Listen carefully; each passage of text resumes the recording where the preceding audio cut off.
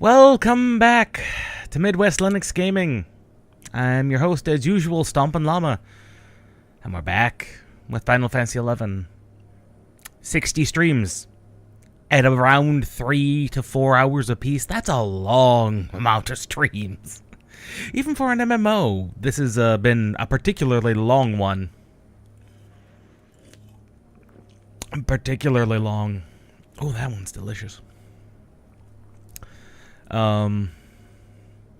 There's 15 missions left in Rhapsodies, plus a potential, if I want to do the epilogue, if there's plenty of time we'll possibly do the epilogue, maybe. It's a fight against Siren Prime, which is... Fighting Siren is never fun, but that's mostly because Siren is Siren and is absolutely terrible. Like, Siren can be bad. Charm is her big problem, but we should be able to handle it with the buffs to trusts and our theoretical gear since last we fought her. And out of the remaining missions, there are exactly 3 that are not cutscenes. Now, length of cutscenes can vary, but this is what is known.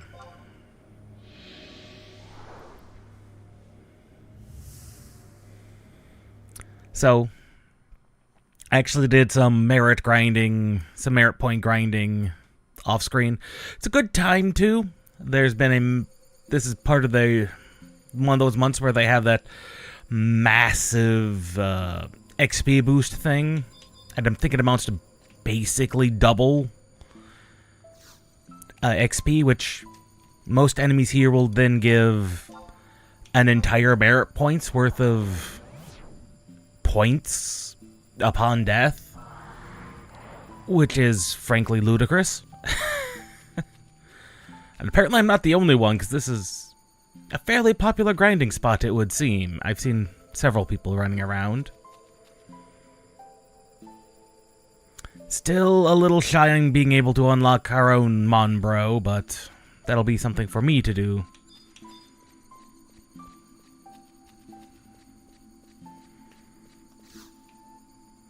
And so, we return to the Sanctum, having successfully learned exactly what happened last time and how it all fell apart.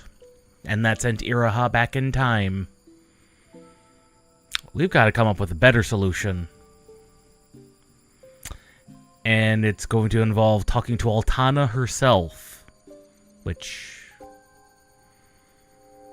will be interesting to say the least.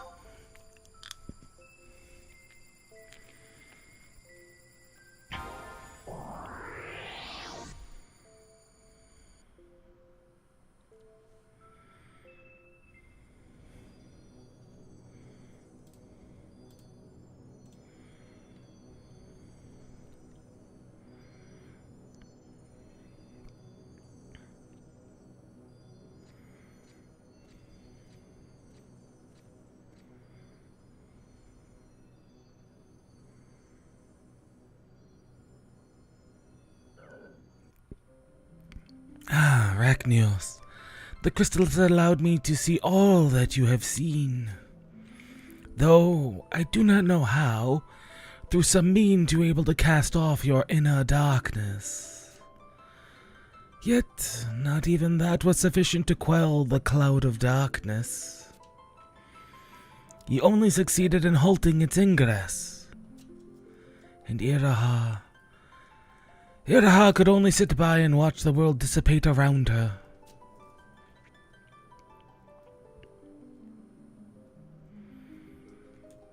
While Phoenix somehow kept her alive. There were 2 masters. There were 2 masters. Now that my head is clear, I wonder if the voice calling me back here was your own.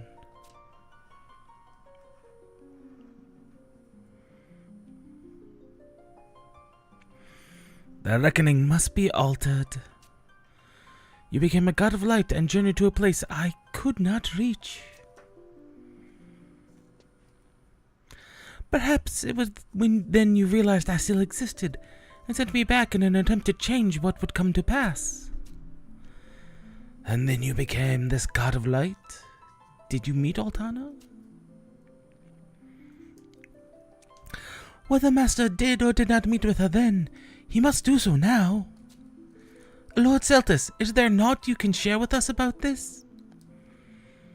It's as Yev Noel alluded to. Altana is located on a higher plane of existence. Now that I've turned into a crystal, it may be possible for me to commune with her, but nothing good of it will come by if we sit here wringing our hands. The proper course of action is to try. You must first head to the seat of the Zillert's power, the Imperial Paradox. That's the closest place to Altana's domain that any mortal can presently reach. I shall unbar the path for you. I, however, do require your aid to reach Alto from this crystal. You see, in creating this crystal, Celtis inadvertently caused the greater half of the sanctorium to collapse. This had the unfortunate side effect of destabilizing the life stream in this area, preventing the crystal from achieving its maximum potential. I would offer prayers at this location, but the taint of foul beast stops me from even doing that.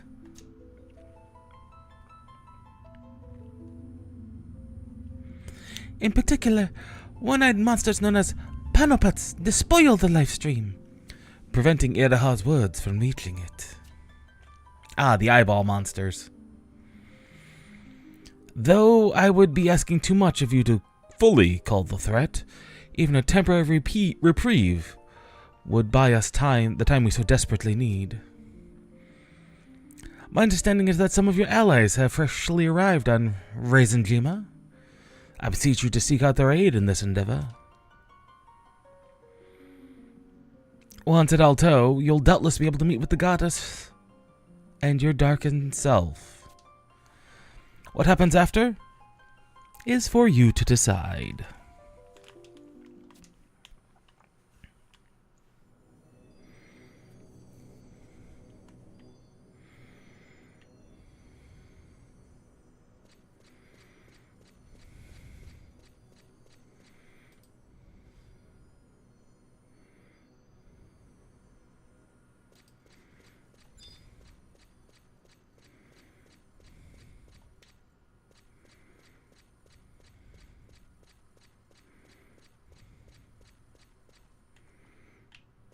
I must be going the incorrect direction?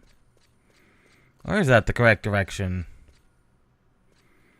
I've never properly exited the Sanctorium.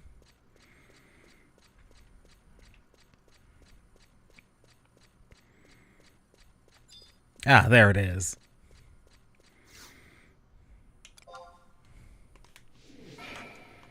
The magical teleporter at the entrance. Though that does make me wonder how people initially carved that, because that's... I get having a solid rock at the front of your entrance makes things literally impenetrable, but you still have to physically get at that backside to carve the second rune.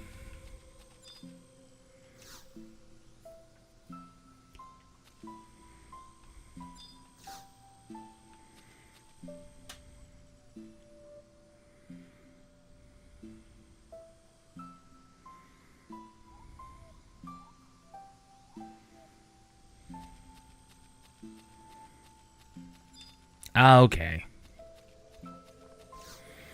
Or to meet with our companions, I think. They're up here near number 5.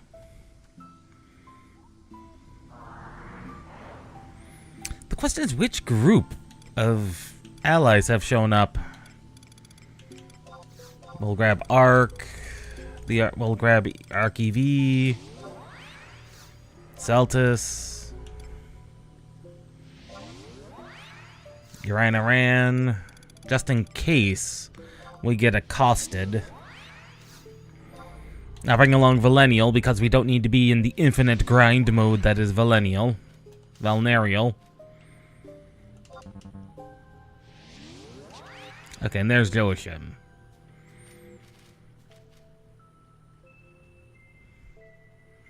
At H5. Okay, so that is back a ways. If we get accosted by a hippogriff or two, that's not going to be that big of an issue. They do die pretty quickly, even at current levels. And I do need to kill them. I do have the Records of Eminence up, so that's not a big deal.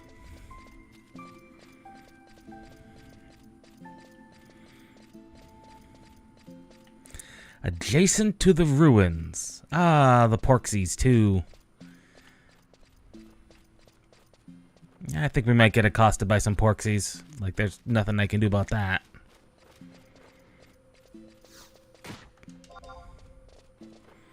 Oh, just the one.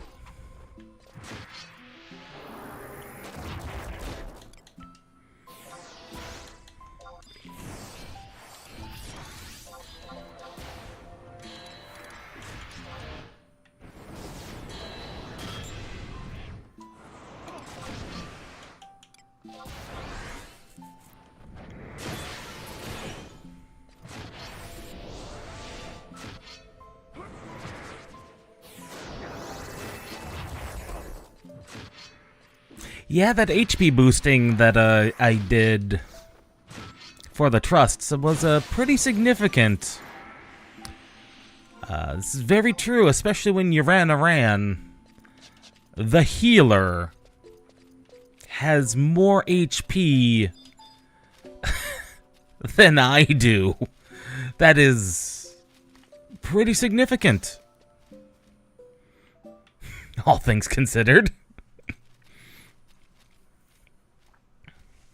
Lord Rachnios, I've written you off as vanishing with Celtis. Do you know what that does to a man's heart? I'd always wanted to visit you here, and it's proven to be well worth the journey. Aldo here. Aldo, gotten over what ails you?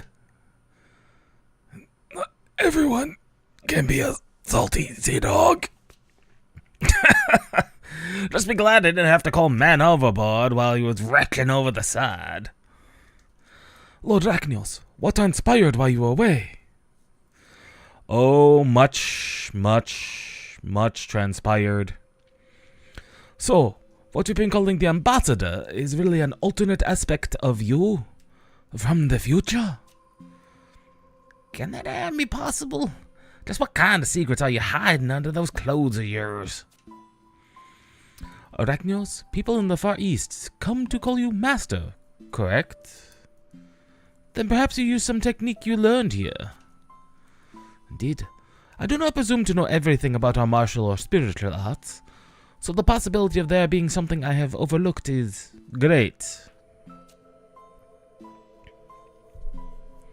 But let us turn to more pressing matters. Lord Celtis and Lady Iraha bid you to cleanse these woods of a particular blight, did they not? Iraha? Where is she? She rests with the crystal. Oh, she's reached the end of her rope and cannot revive any longer. But you're still able to talk to her? We can at least be grateful that her spirit lives on. Although our calling is to save the future, we cannot neglect our responsibilities to Iroha. I concur. We might be worried about her, but right now the best thing we can do is to see her task to conclusion. If helping the crystal is what we gotta do, then count us in.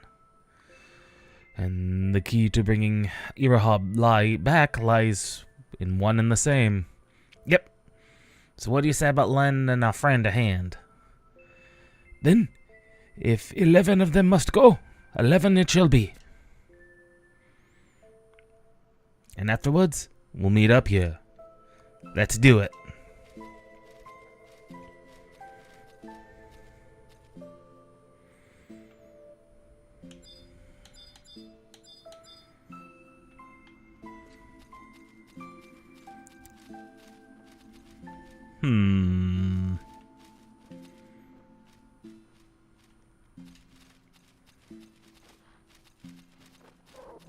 I think the Porksy and the... Yep, the Porksy and the Griffin both got us.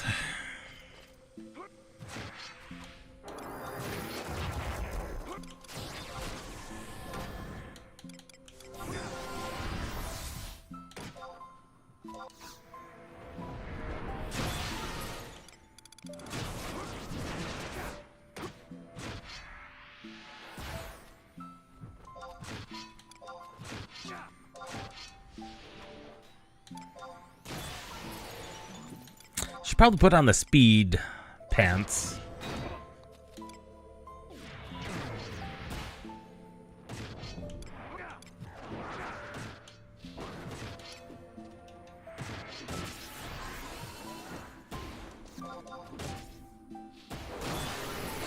Ugh, we missed.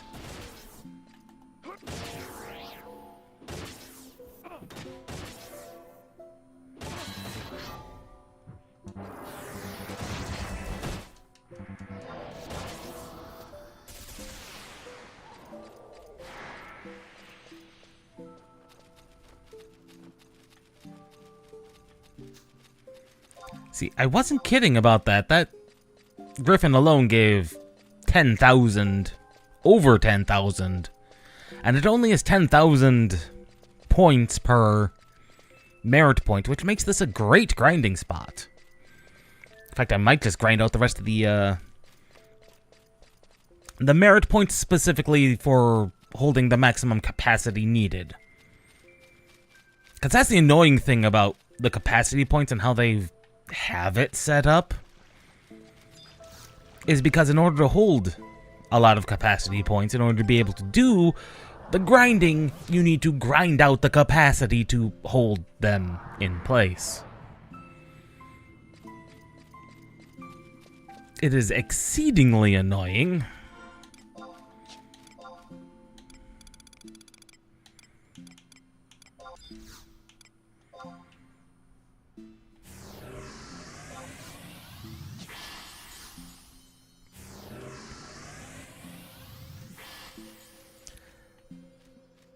Now, it's just the eyeballs we need to murder.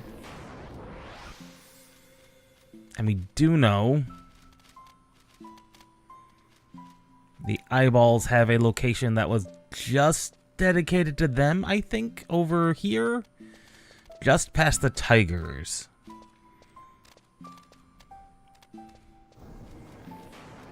Or I am exceedingly wrong, with which I appear to be exceedingly wrong.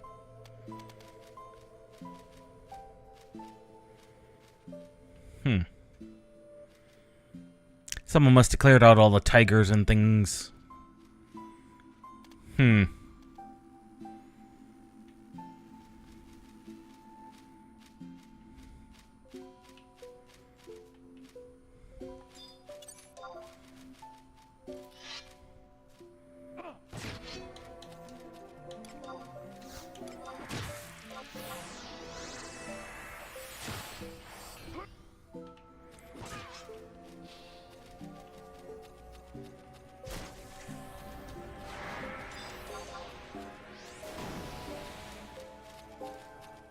And even the capacity points they drop are not terrible. That's an well, capacity points are also boosted during this campaign. But there's many ways you can boost them. It's, with the capacity points, it's less of a ease thing. But that's because those are permanent. Whereas merit points are, well, part of the base.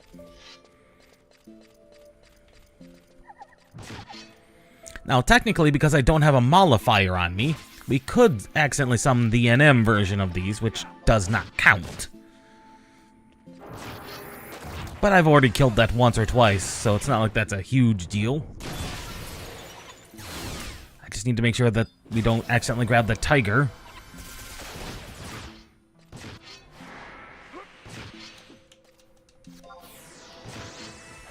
And like I said, the enemies are weakened thanks to the one Rhapsodies key item we have. I think it was Fuchsia.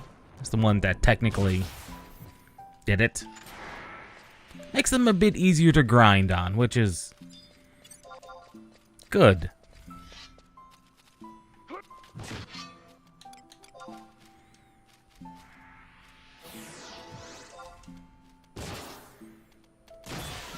Tiger is gonna get himself involved. Of course he is.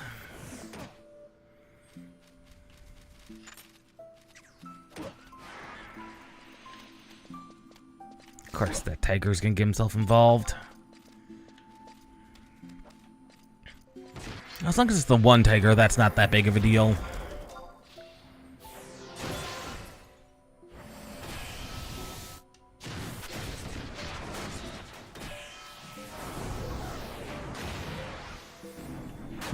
Never seen them pull off that particular weapon skill, but that must be because either XIV or Celtis is here. Probably XIV, I would say.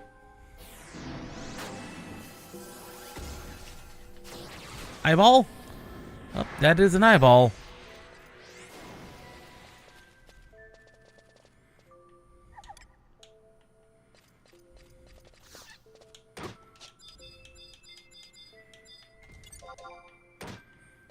Eyeball. That one just did not want to attack me for whatever reason.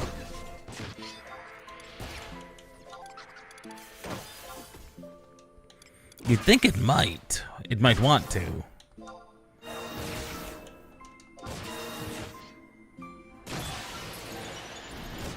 And even despite being technically unleveled or de-leveled, which is what they are, they still give out the maximum experience they do when they're slightly stronger. And it is slightly stronger. It's like down to level 112 versus 122. So they're down 11 levels. Which is a pretty substantial drop, but it is what it is. They technically count as plants. I did not realize they counted as plants.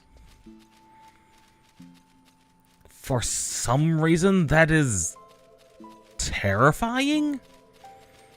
That the eyeballs count as plants.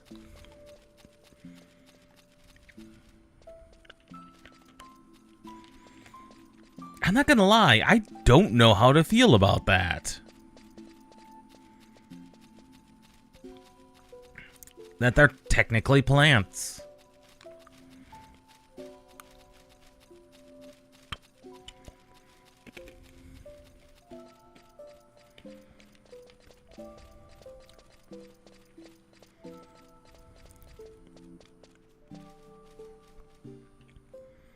Like, I don't know how to feel about that.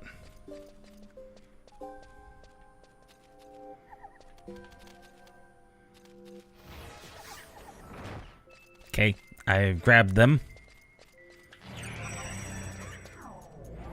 I grabbed 3 of them, but that's to be expected.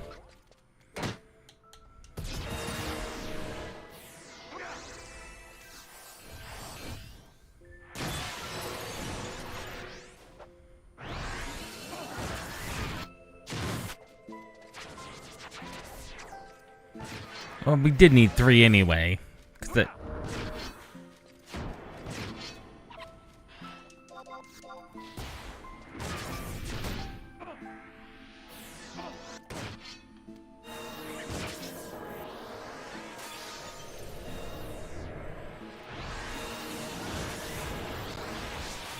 there we go. I was trying to get that other eye, make sure that other eye was within visibility range.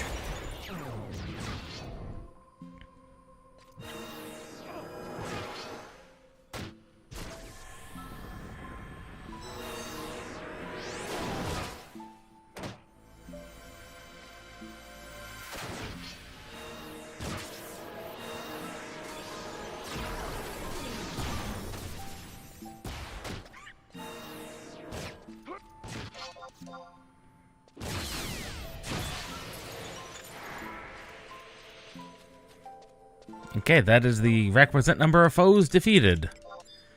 Now we just need to sneak back on in.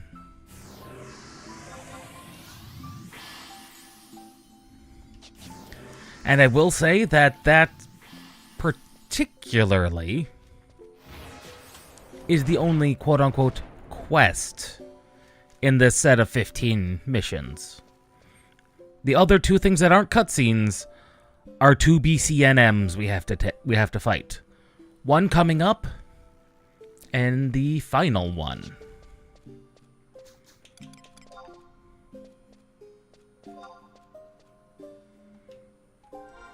I must have turned off the wrong thing.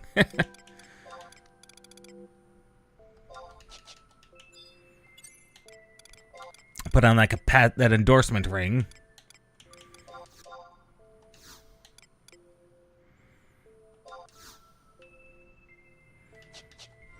And might as well earn those Esha beads while we're at use those Esha beads while we're at it.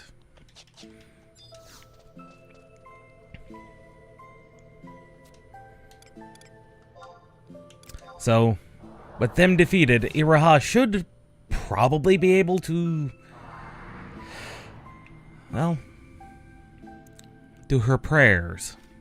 Which, whether or not that actually has an effect on anything, the mysticism regarding what the Mother Crystals actually do is unknown.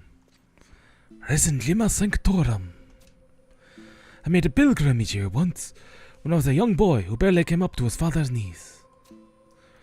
We came to purify my family's most sacred treasure, the Phoenix Blade. The two of you are quicker than a shark chasing wounded prey. And you know something, Tenzin? For such a sacred island, it doesn't seem to have many people on it. And what's all those black orbs floating around? I cannot say for sure. It isn't quite the emptiness, but beyond that, there's no way of telling. Regardless, the island lacks a substantial stable population because we often refer to it as the Island of the Goats, and as such, it is meant to remain sacrosanct. Though the devout are permitted to visit, only those who tend to the sanctorium take up permanent residence. Wait up!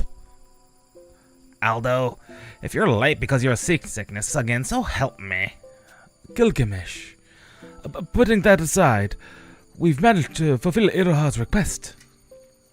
Lord Rachnios, am I to understand Celtis crystal awaits inside? Then Lady Iroha must be in there as well. So what are we waiting for?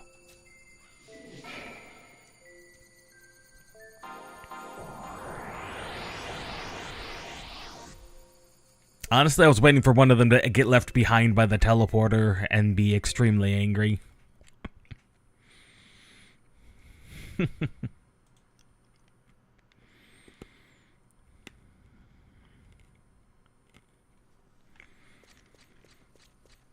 And this is the first time we've not been thrown immediately into a cutscene.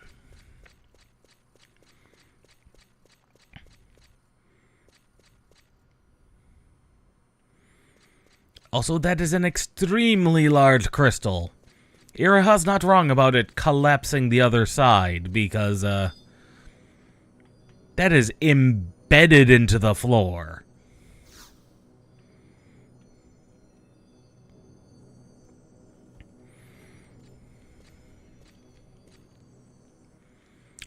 The feeling, it's incredible. Indescribable even.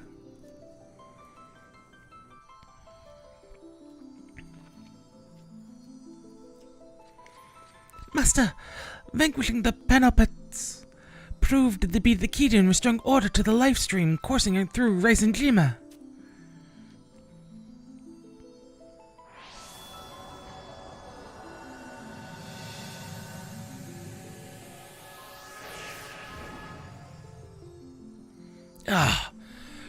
Arachnios, I'm able to manipulate the crystal to its fullest. And as such, it's now possible for me to see you off on your path to meet the goddess. Never would anyone have thought it possible to meet the goddess herself. And the god of darkness, your other half, awaits you as well. The future now lies in your hands. Are your preparations complete? Yes. At long last. Master, I pray for your success.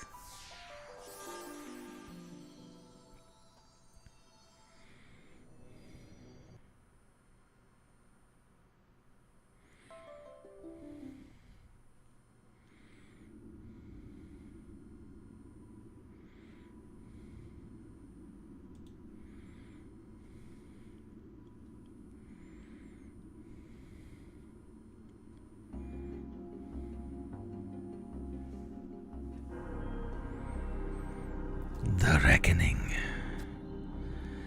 That was when we made the decision to become a god of light and leave behind a world where there was Iraha and Iraha alone.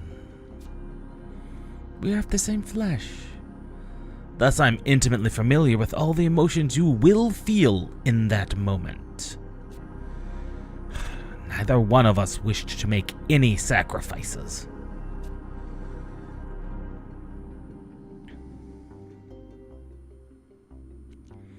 We embarked on countless journeys, making friends and allies with each step of the way.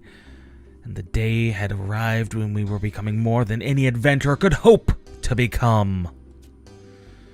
Even still, we believed it. Oh. Perhaps that's exactly why we believed it. There's no need to make sacrifices to protect what we hold dear.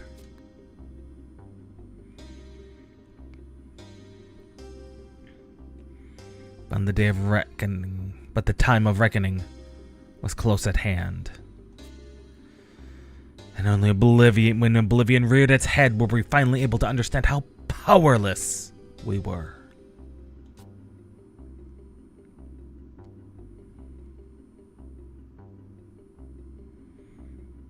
And so we made our decision. We'd sacrifice ourselves to protect Iraha that she may lead a new generation.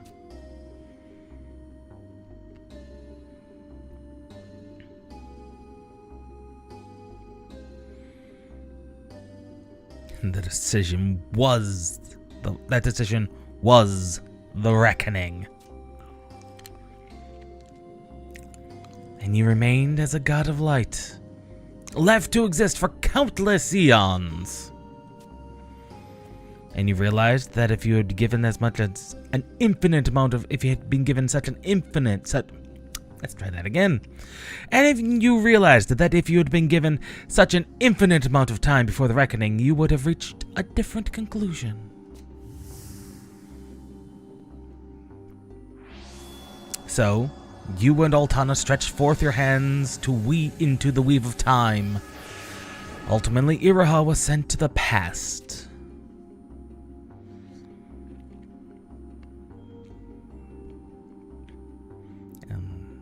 As was I, although by a different entity entirely.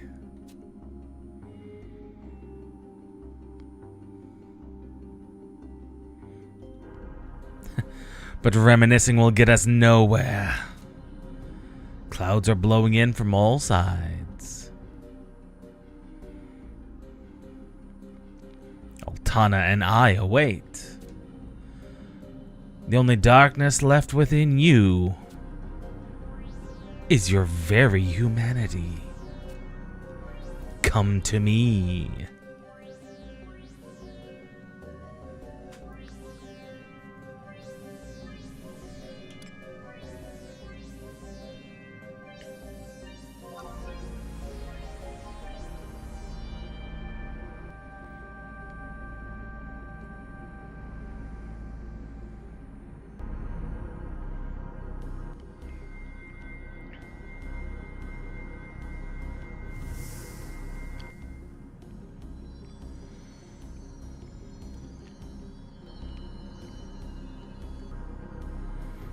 And so, a new god of light is born.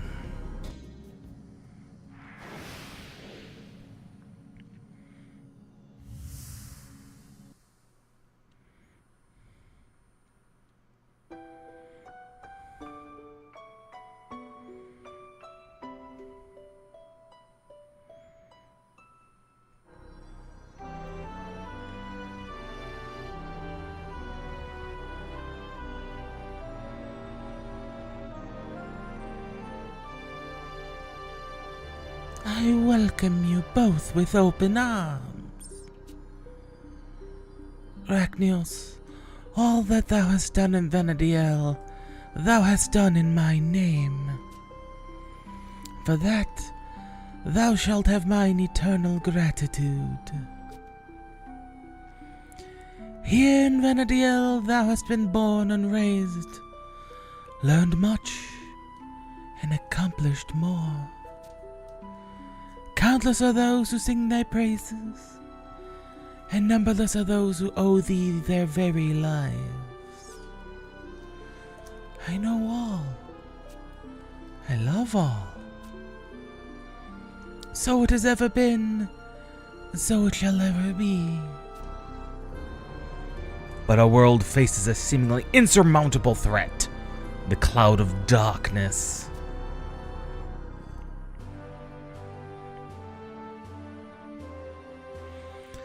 This world is but a speck floating amongst it. As various forces and places in this cloud collide, whole worlds and universes are given form.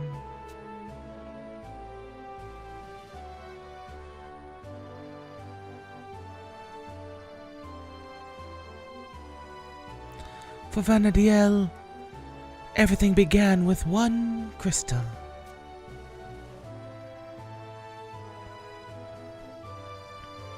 Caught betwixt the opposing forces of light and darkness, the two remained ever in balance, sometimes collaborating, others quarreling. Her and Promathia. From these clashes blew the winds of time, and thus the cloud of darkness kept ever at bay.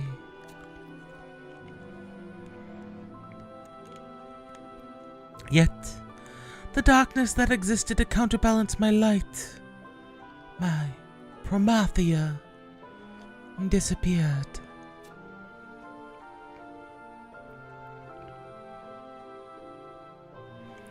The scales began to tip, and the winds of time stopped. But Venediel is a world that doth not yield so easily.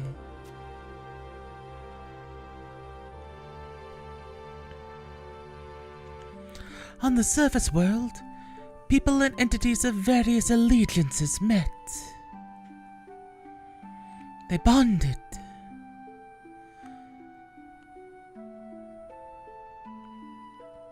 They clashed.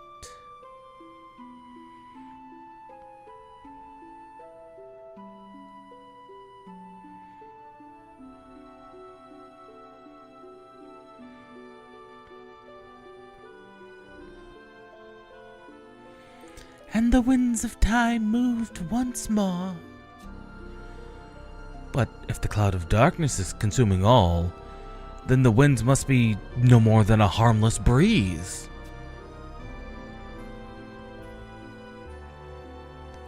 Thou art correct. The endless conversations Promathia and I had, though none of them were direct, caused the winds to churn and the aether to swirl.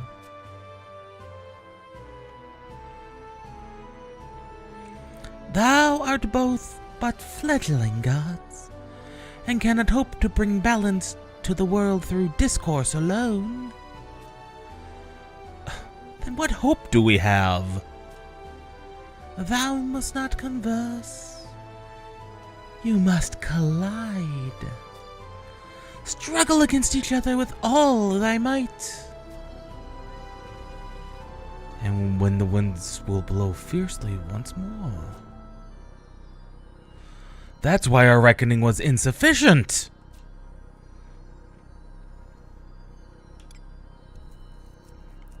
Let us commence. A small portion of my power I shall bestow unto thee. Go forth.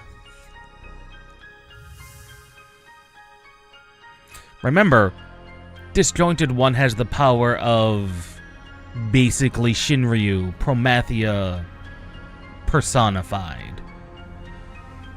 If the only path left before us, if this is the only path, then let our clash cause a storm that will ring throughout the ages. The time is nigh.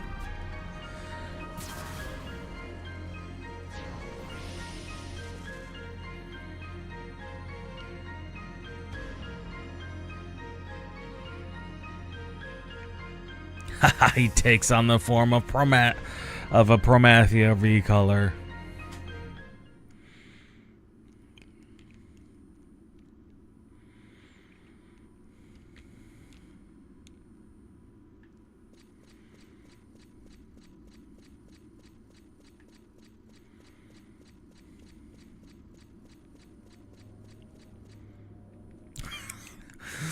The best line in the wiki. If you're here at this point, but have not reached the point in Chains of Promathia where you get here, which is the Quest to Dawn,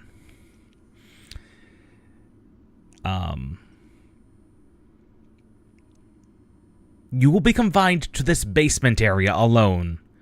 There are no free trips to Alto. I love that line.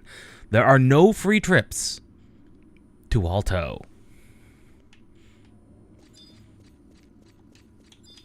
Like, it's a great line because it makes a lot of sense.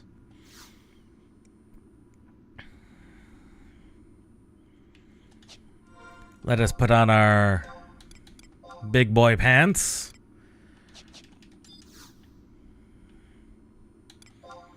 And it is time for the winds of time.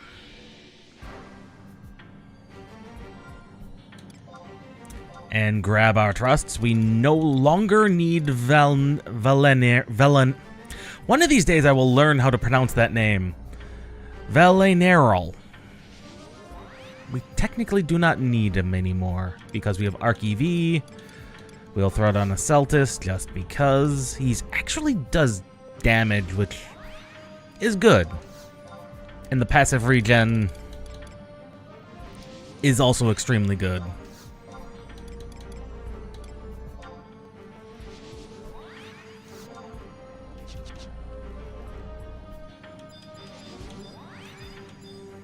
And he has a name.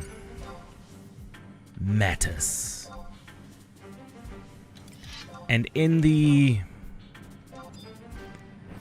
vein of every Final Fantasy, he is in fact just a recaller of the final form of Promathia.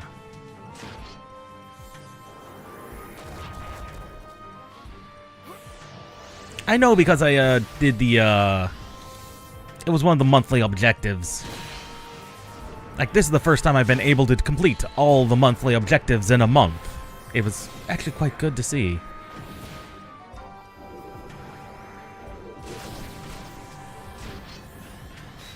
And these things are finally at the item level to where it's not going to feel like I'm completely steamrolling them.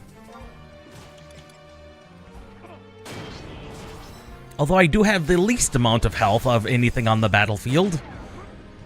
Especially now that it's starting to hit me. Metis. Maybe it is pronounced Metis. Oh no, I'm unsure, but I'm thinking it's Metis.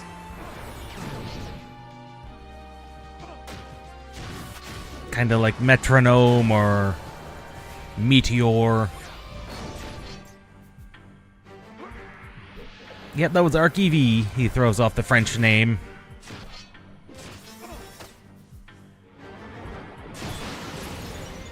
Now, this guy does have all the Promethea's moves, but he can also cast Meteor, which is probably going to hurt if he gets it off.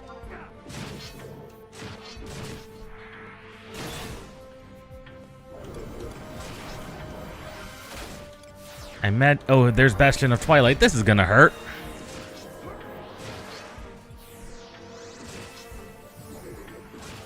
Yep, there goes down all my stats. Although it's not long-lasting like Promethea's was. Promethea's are like a minute long stat debuffs.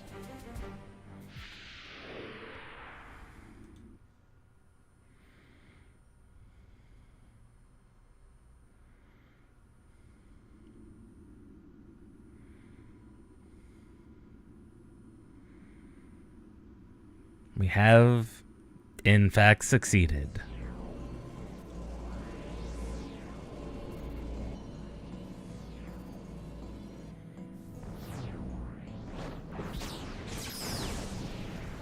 Oh!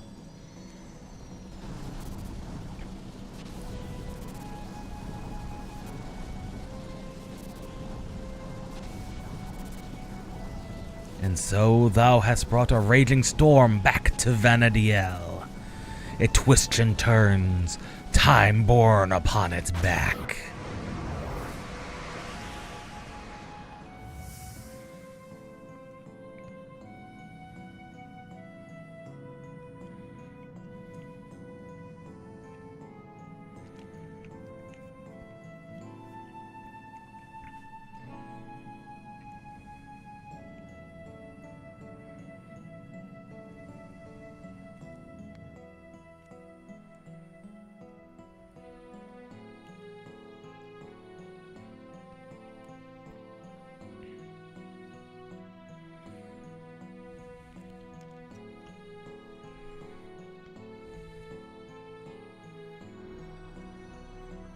Perhaps the winds of time have dissipated the calming cloud. Gaze upwards, Rachnios, to the pristine skies above, where a shining future awaits.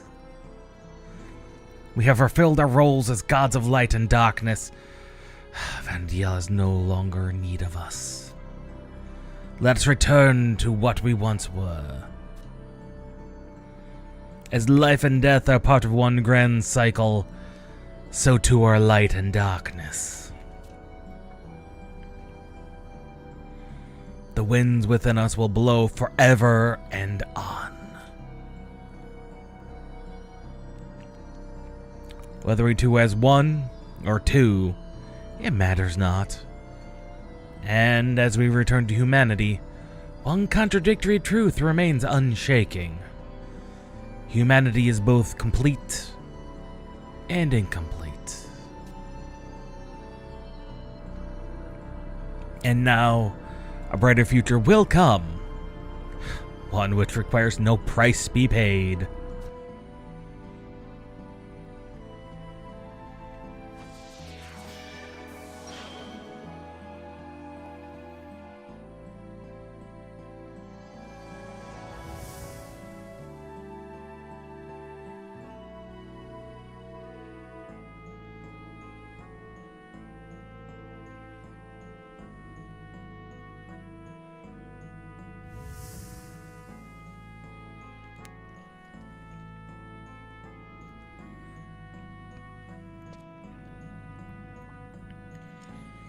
Rachnios, thy light and thy darkness have intertwined as one to disperse the clouds that threatened to engulf the land.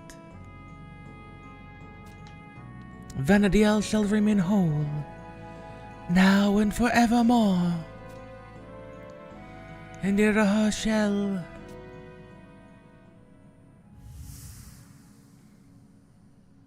Shall what?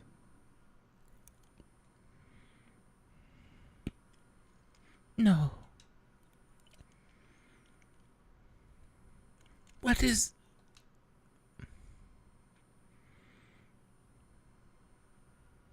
that tiny...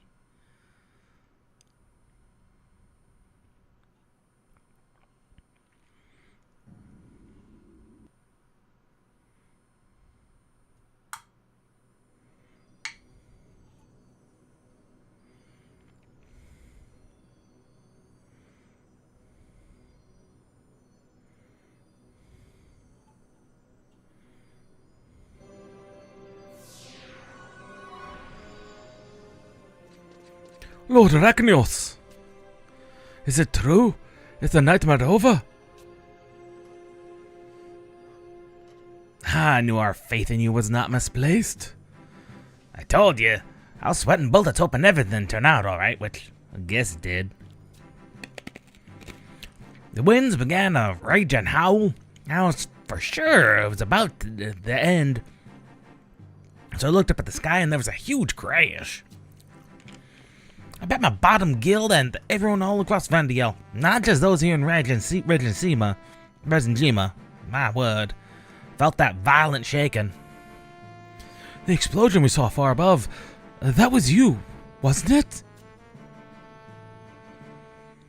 Words cannot describe the awe I felt. A fierce struggle between twin gods, one of light and one of darkness, to decide the fate of the future. Truly a tale for the ages. If it means we got no cloud to worry about, I'd say your mission ended in a rousing success. If anybody would be happy to hear about your ultimate decision to save the world, it'd be Iroha. I nearly forgot. Lady Iroha, where is she? If the goddess permits it, she may be able to join us once more, without the suffering she has had to endure in previous incarnations.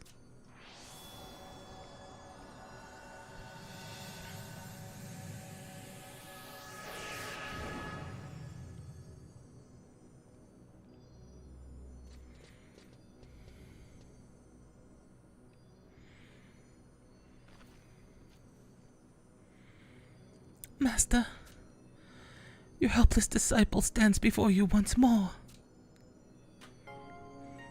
I haven't seen you looking that good since ever. Sir Gilgamesh, everyone, seeing you safe, here is the greatest present I could have received. Lady Iroha, were it not for your guidance, none of us would have survived the trials posed to us.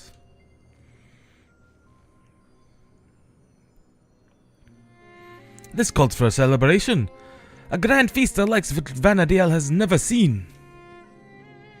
So Tenzin, ever the bobblehead. Bobblehead? But how I long for fresh air. Then let us take stock of the island.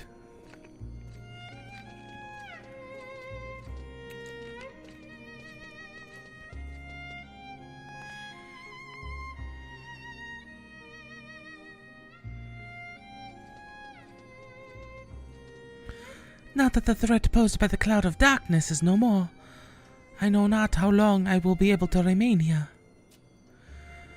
I'm only able to maintain a physical form at all, thanks to the life stream, which you worked so hard to stabilize. And how I long to gaze upon a peaceful world with you.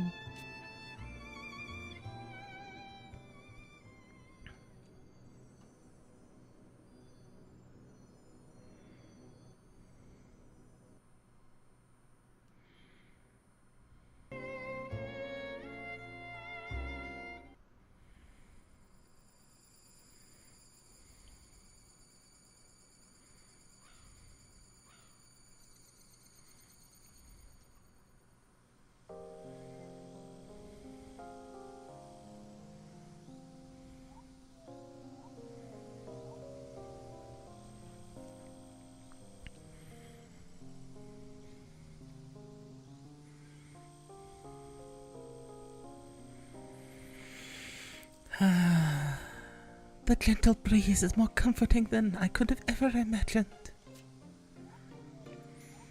At long last, I'm able to gaze upon a Vanadiel whose future is bright and full of hope. I witnessed all that transpired above while I was held in the crystal's embrace. And though millions have a reason to offer you their thanks, I hope you will take mine to heart. Your decision, the reckoning, brought us back from the brink. And both the present and future owe you a tremendous debt of gratitude. You've gained dominion over light and darkness, shouldered the burdens of the void of the world, and nonetheless emerged victorious. You wound the ancient clock, and in doing so, assured all would live on. Beastmen, people, plants, animals, everything. People are susceptible to the whims of light and darkness, and so help maintain the precious balance our world needs. Master, I never shall forget the first lesson you taught me when I became your apprentice. Never give up. This teaching alone has stayed with me through all the trials and tribulations I went through in the future, even at the very end, when I was left alone with no one to lean on. And you showed me that your lessons were more than just words, for never once did you falter, even though the future I showed you was one filled with despair. I know you will always be there for us. The light I saw in your eyes then is the same as it is now. Those self-same eyes showed me the path I must walk, and I shall never forget how your training helped light the way.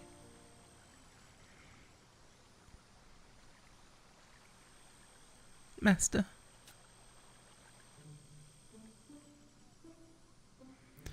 Are you proud of how far I've come?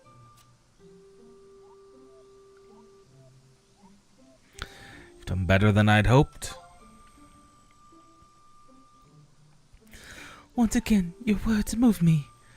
I will sleep better knowing you have faith in me.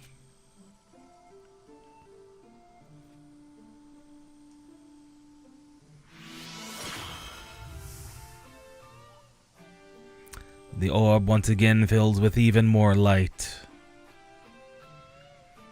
Our bonds have grown closer than ever before. Fear I'm not along for this time. Though we must never forget the past, I would ask you to look toward the future. A brighter future.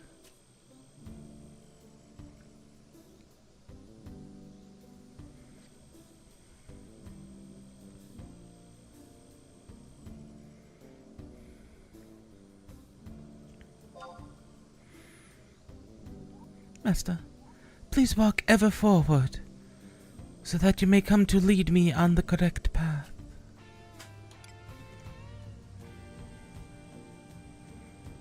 As you wish.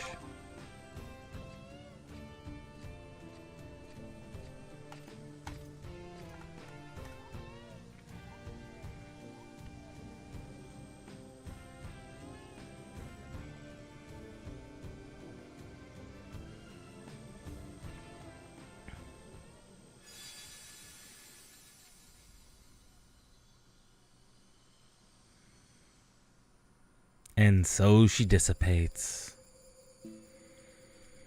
And we've received...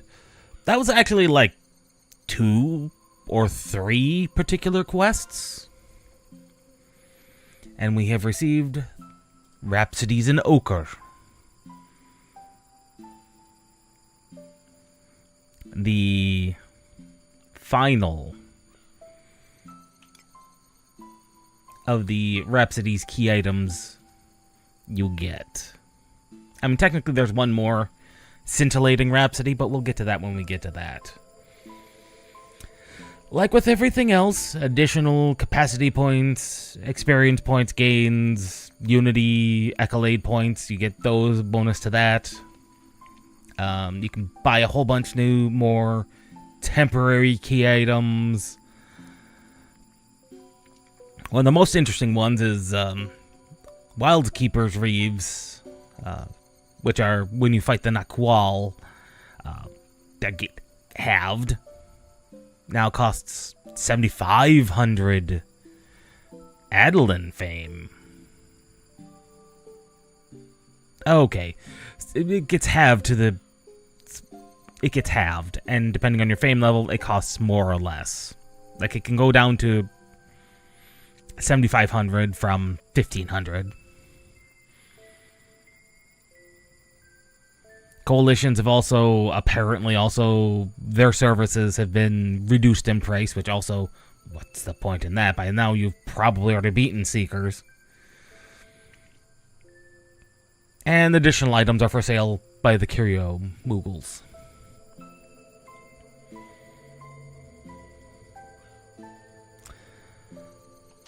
But,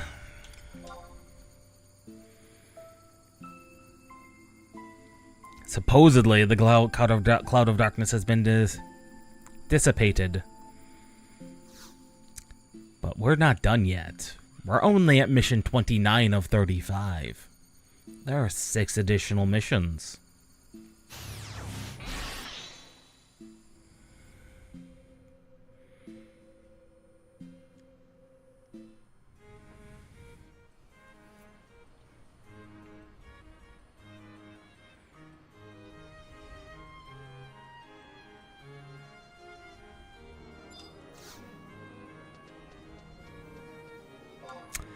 And we can continue our story. We continue our journeys by zoning into any of the starting nations.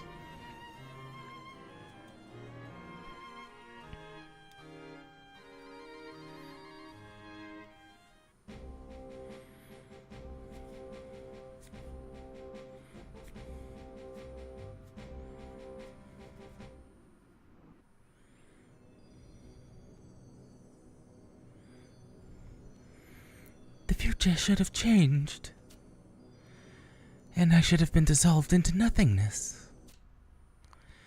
Yet the crystal's clarion song has ceased, and the cloud of darkness threatens the world once more.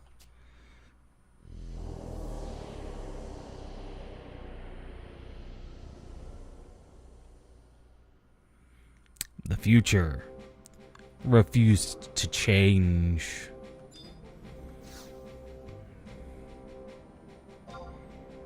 The future refused to change.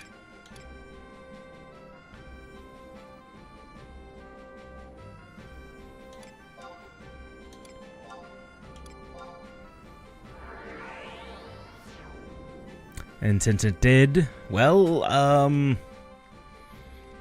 what do we do then? Well, there's only one person we know who could possibly be of any help to us in this, and that's Celtis.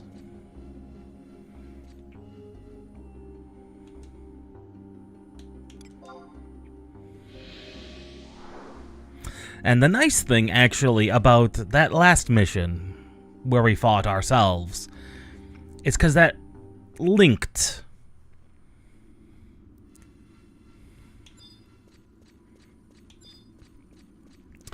Resengima Sanctorium and Alto.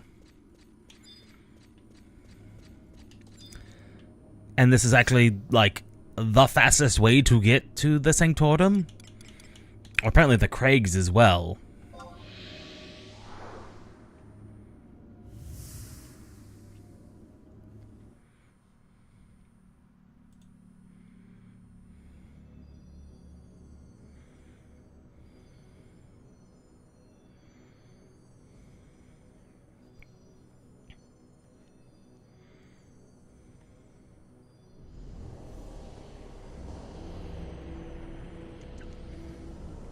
Oh dear. Lord Arachnios, I bear grave tidings. When you left, ominous shadows appeared, swirling around the center of the crystal. And they suddenly burst forth, spiraling forwards and upwards like murky tendrils. Do you suppose something has happened to Lord Celtis?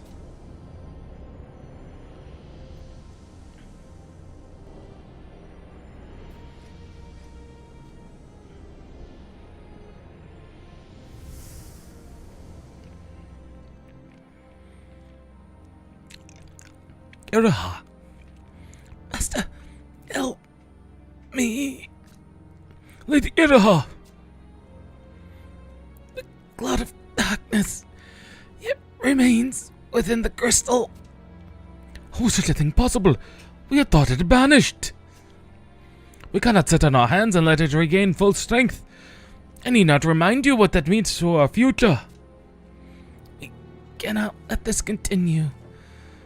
But if the crystal shatters, all we can do is ensure that the darkness spreads no further. My good lady, do you mean to say...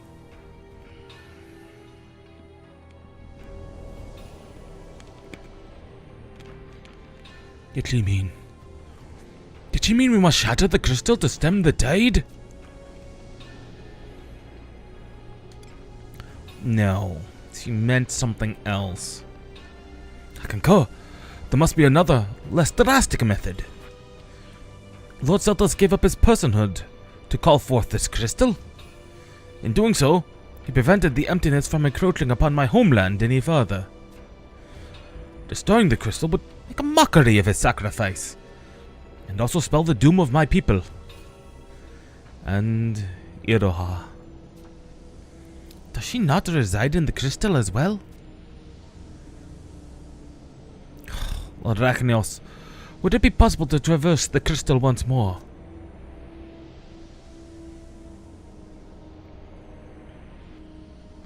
Oh, it's not glowing at all.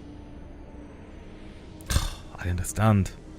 The last time you were successful only because you had gained a small essence of divinity.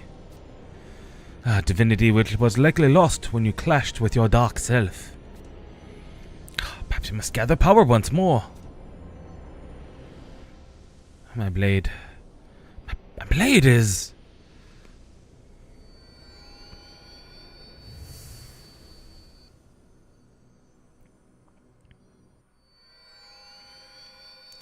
Thou hast once before been called a god, yet thy power has been lost, and in that we're closer than thou might think. Canst thou not hear it? Altana is calling out to her children. Come to the stone circle in Lathane.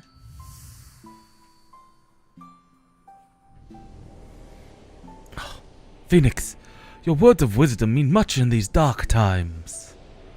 Lord Rachnios, the goddess and the avatar may see fit to lend their aid. You must make haste for the stone circle in Lothane.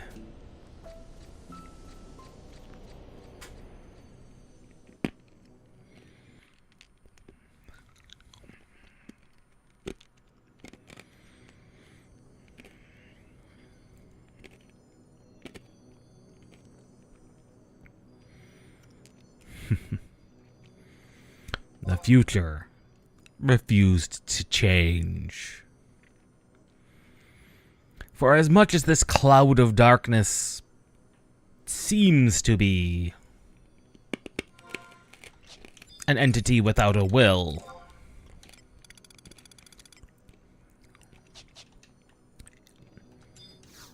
it does act like one that has a will.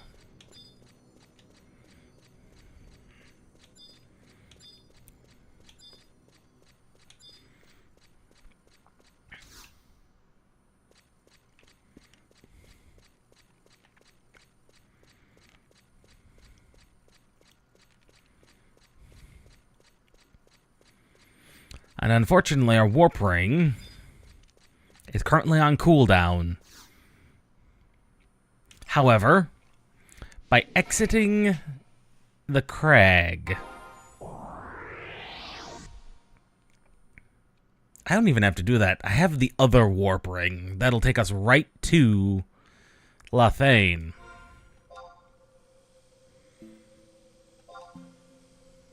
Because Lathane's the ring I have. The warp ring I have. That's the Hala ring. Or the Hola ring. This will take us right to Lathane. Though not.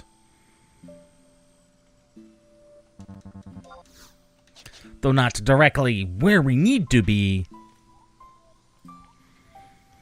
But I believe the stone circle is probably where we met Carbuncle. Oh, good God. That would have been ages ago. That would have been in chains. Let's see, we need to go to G6. G6. That's the circle there.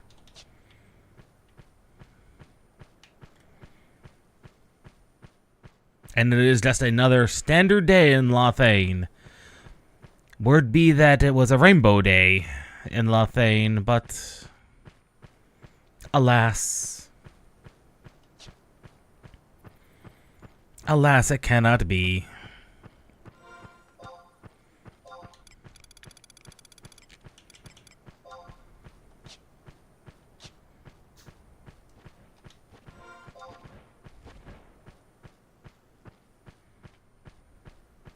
This is one of the more interesting rings that they just gave out.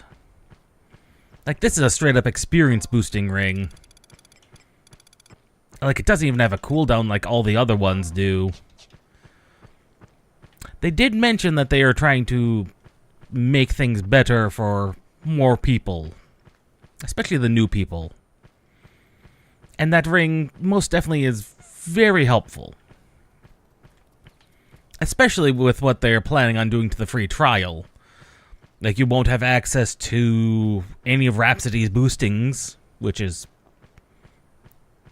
frankly, a very, very helpful thing to have.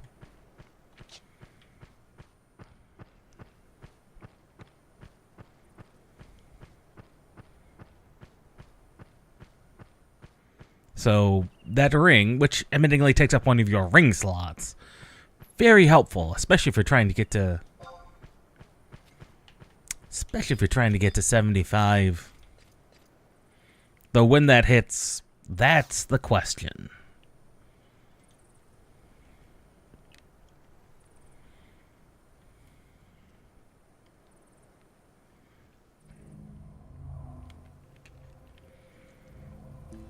Carbuncle. We meet again, Ragnios. Yes, you're not the only one whose voice Sultana reached. Perhaps the only reason you're able to hear her is because you were once a god yourself. But even that will fade with time. And as for me, never before have I heard a voice so clear and beautiful.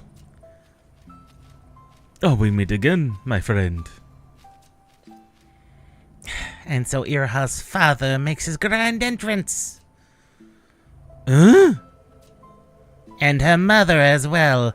The two of you must be proud to have made such a magnificent daughter. Ah, he does come out and directly say it. Carbuncle, please stop breaking the fourth wall. What? You're sorely mistaken. What you imply is wholly out of the question. Be that as it may, one thing remains clear. Iraha has not yet fully revived. Okay. This is framed perfectly because Tenzin is just flabbergasted that he and Kagero get together. Like, he's just flabbergasted. That did not cross his mind at all.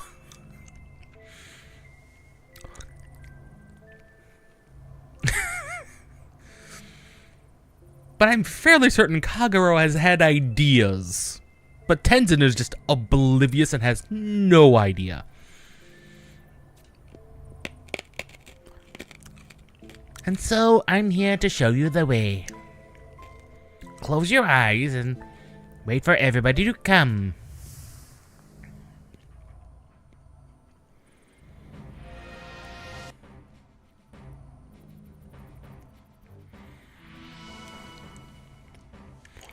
I, Alexander, shall answer Altana's call, no matter where she bids me go.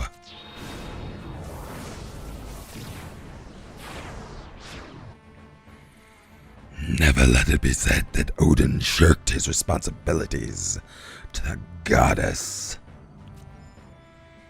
Savor this moment, Ragnios. It shall not happen again in your lifetime. Whether they be this world or the true one, I have a responsibility to Vanadiel. Rachnios, Partake of my light and my darkness. The burning flame answers the goddess's call. the embracing ice hears Altana and answers.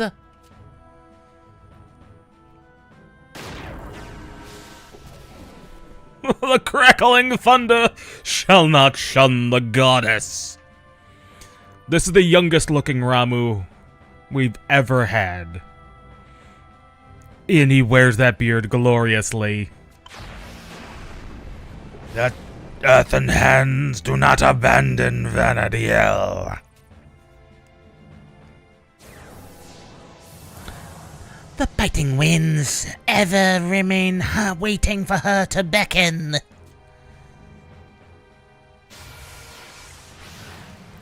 The crashing waves will see the goddess's will carried out.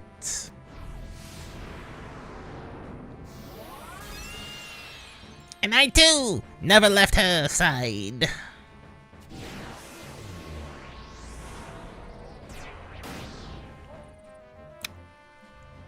All of the avatars.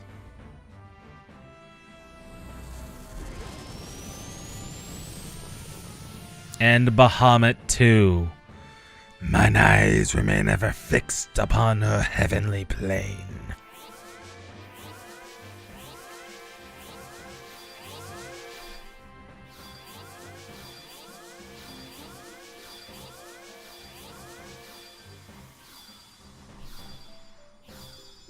All those that exist as prime avatars. And Siren. Siren has a prime version too, which is weird. Because she's not a terrestrial avatar. Your sacrifices and giving up a portion of your will be returned tenfold. And all we have, Phoenix, we give unto you.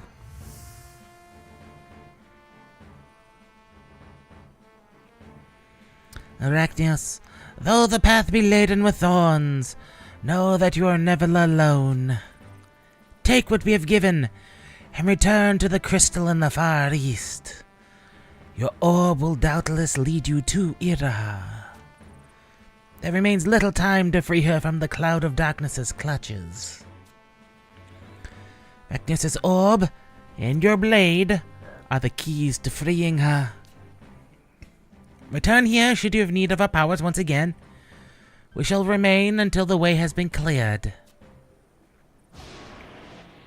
Hold on! This nonsense about Irho's father and mother has not yet been settled! Although we can worry about that later. Rachnios, we have a task to see through. Tenzin just cannot believe that he has... At some point, he's either going to marry or do the deed with Kagero there, and he just cannot get over the fact that that has been said.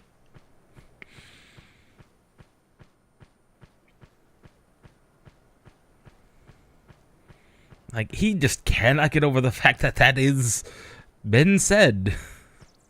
I mean, we all knew that Iraha was his daughter. It was never expressly said who the mother was until right there. And it got said directly to Tenzin's face, and he just... I doubt that even crossed his mind as to who Iraha's mother was. Considering she was never mentioned. And considering she is a ninja, that does make sense. Like, specifically, what she does. She is his scout. She is always away doing very dangerous scouting missions and just very dangerous missions in general. it would make sense that she was probably one of the first people caught up in the emptiness, thus passing long before the rest of everyone in the Sanctorum. So it's entirely likely Iraha grew up not knowing directly and interacting with her mother.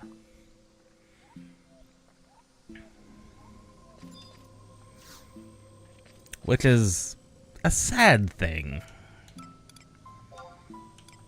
to be honest, but not unexpected, considering the world collapsing in around them.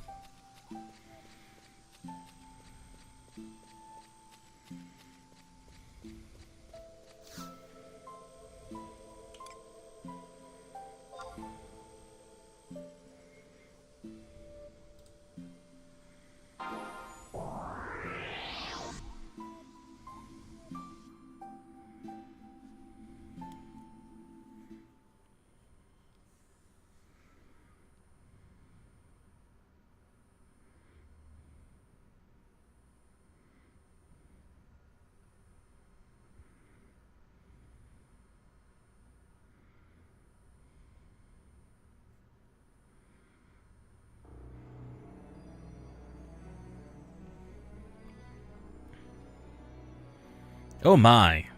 Actual tendrils. The shadows grow ever darker.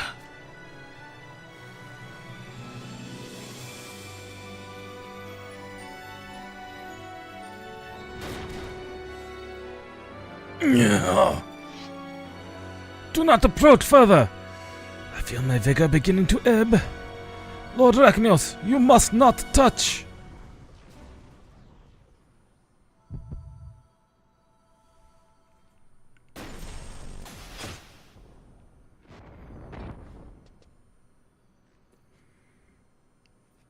Lady Lion? From whence? Ready to crack some skulls, old man? You're not the real Lady Brish, are you? All anger and hatred vanish today. Trust, friendship, brotherly love, those are the key. The goddess, the crystals, Vanadiel. They've given us these powers for this very moment. Hey, you finally got one.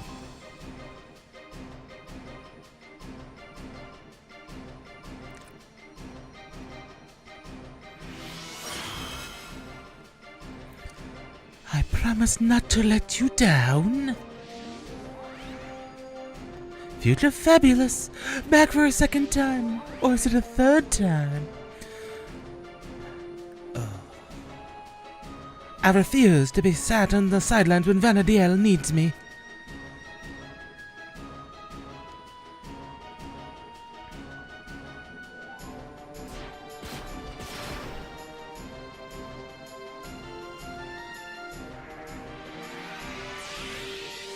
I can feel my strength returning. Everyone is here by your side, Tenzin. Come, we need your help. How do you think Rachnios is gonna get inside that crystal? Brute force? I come to think of it, that's something I would do. I don't know about the rest of you, but I'm ready to give it my all. You're not the only one, girly. Oh, a terrible voice I've given her. Ready, set, go!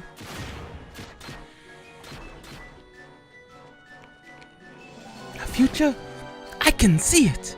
Dig your heels in and show 'em what we've got. Come on! Let's blow it into a million itty-bitty bits!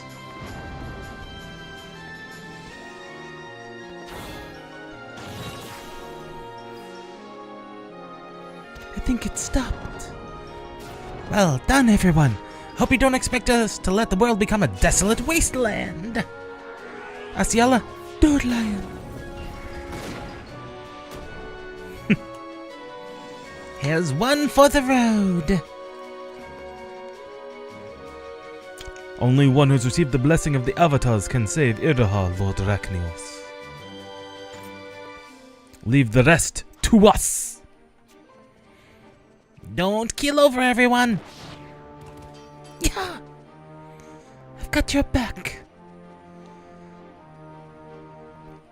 I'm just going to stop because I honestly am not going to be able to keep up with these auto-scrolling texts, and the voices are, for the most part, extremely similar.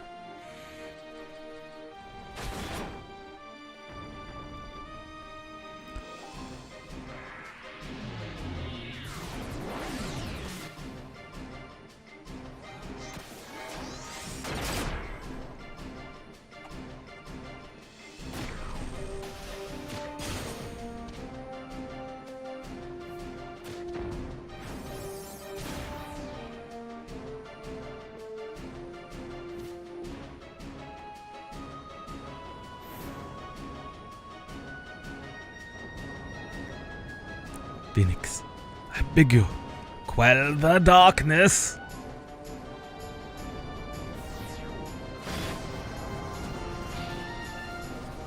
And I do like how they incorporated the trust magic system into the story. Kind of weird at the end, but that's fine. Did you see that? It's gone.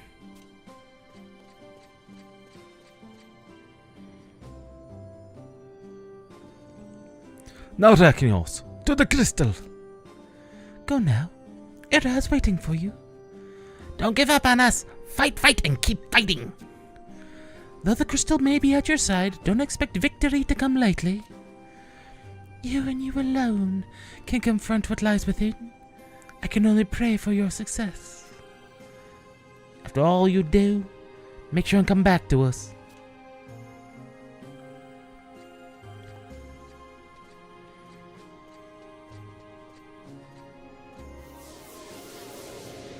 And specifically, those are not the normal trust versions that you get. Those are the 2 versions.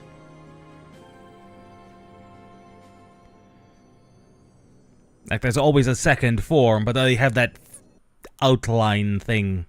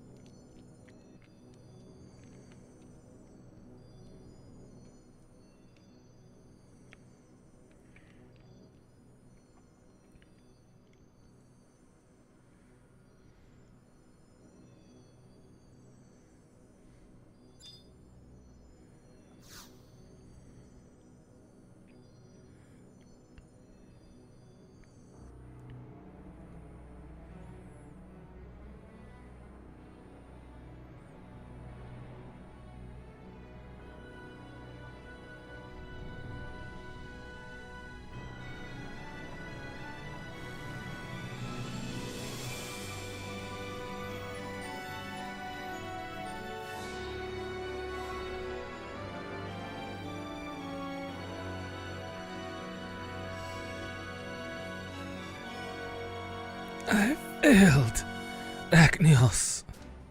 I knew that none could stop the cloud of darkness, and yet I tried. I tried to save her. But in a world without time, the fate of humanity is to disappear.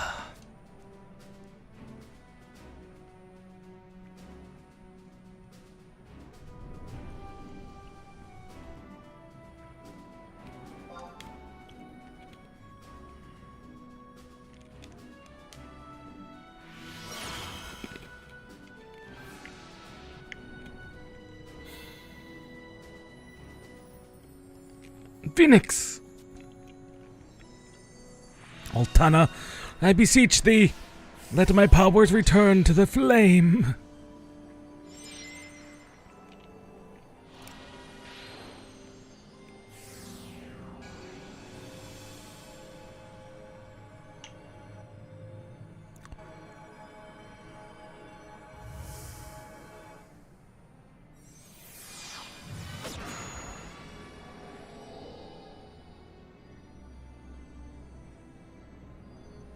Ah, Phoenix has been truly reborn.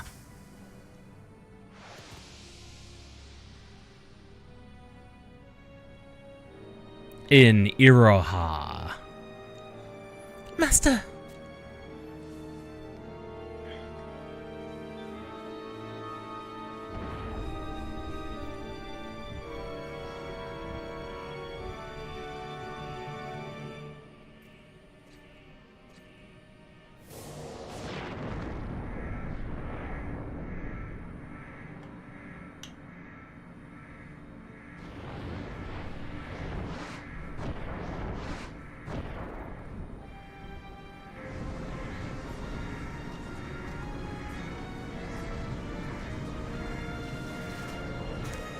The dual mask.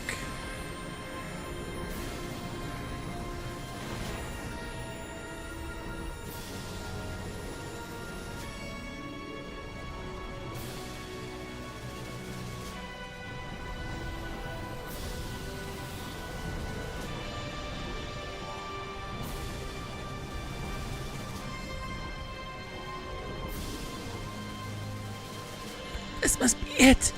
The cloud of darkness!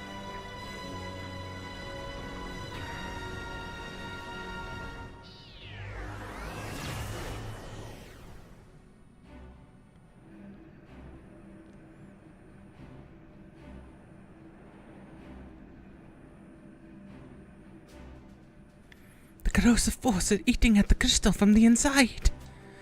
Phoenix's power reached its zenith thanks to all you've done. And in so doing, you've caused the cloud of darkness to be made manifest.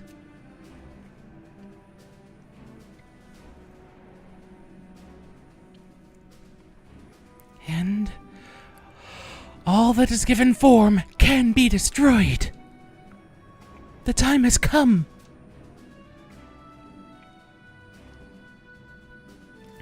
May my blade strike true.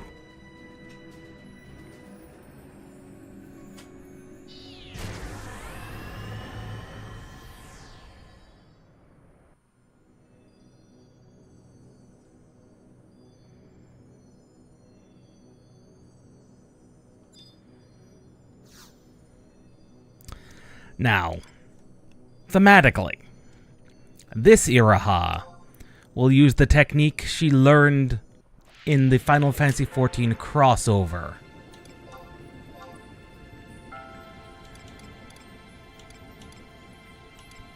Which is kind of poetic and also tells us that it took place sometime before now. Assuming it is the same Iroha, which it seems to be.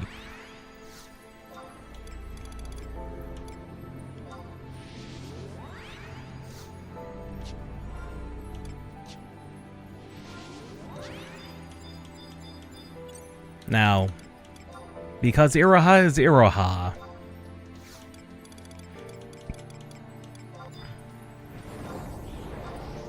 she can and will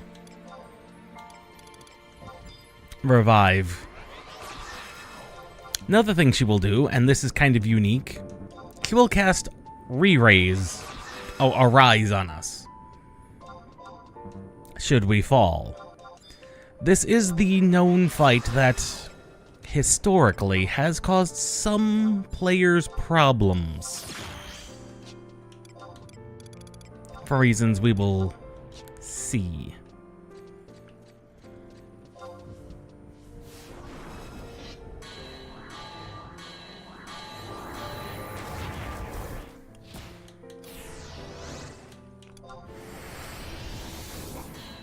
There we go.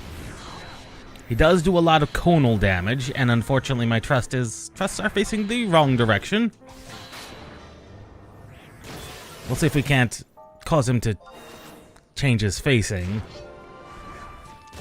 But again, much of what I've heard is very much based on tales and things from before the trust buff.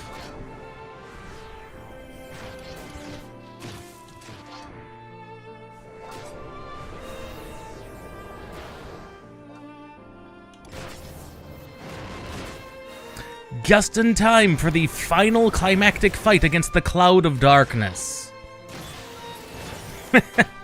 I'm hoping your nap was good. They caught us literally at the end against the Cloud of Darkness, who is going to hurt like a son of a gun. Although with the buffs my trusts have gotten, who can say?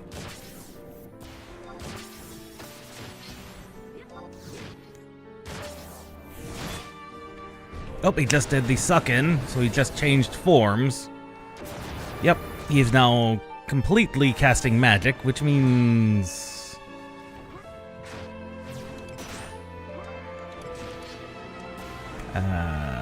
Herculean Slash.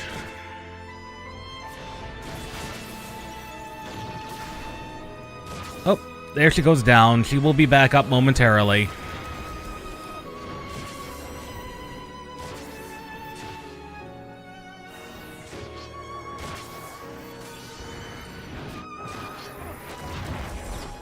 Iraha has been fully phoenixed up, which is why she's now a redhead.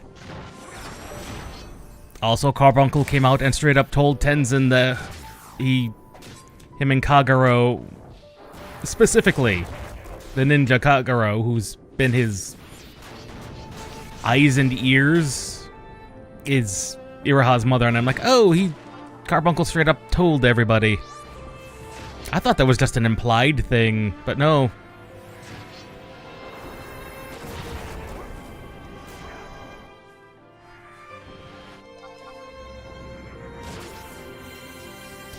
He is taking, he's back in his physical form. The Cloud of Darkness is taking a while, which is good. I was concerned that this was going to be, even like the last fight, a bit easy, but no, this one's actually a knockdown, drag down fight. Even with the buffed up trusts I have. And like I was saying at the beginning of the fight, this Iraha will do the move she learned in 14. She will do it now. Let's see, we need a fusion, try a lunge.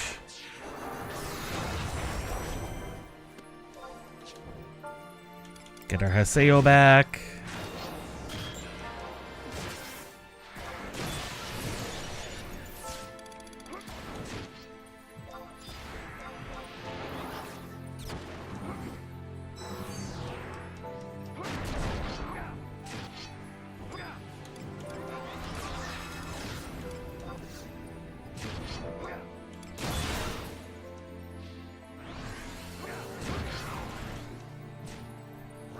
Oh, there go most of our trusts.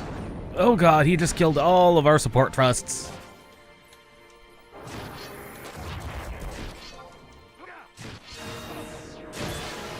He didn't kill... Oh god, that's because he dropped their stats. Holy cow. XIV just... God. On the bright side, if we do die, Iraha will revive us, being, Phoenix and everything. Being possessed of Phoenix, but, and you can resummon your trust as long as you don't immediately draw aggro. Which is exceedingly helpful. Because I've got a feeling that's going to happen here very shortly.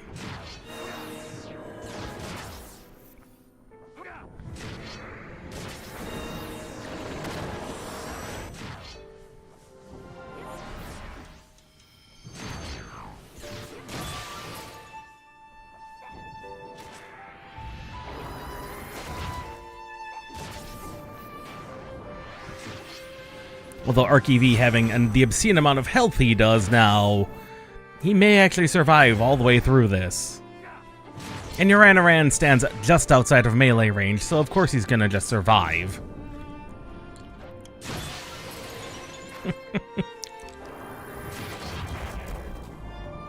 Yeah, this Cloud of Darkness, he's got the mask face, the claws,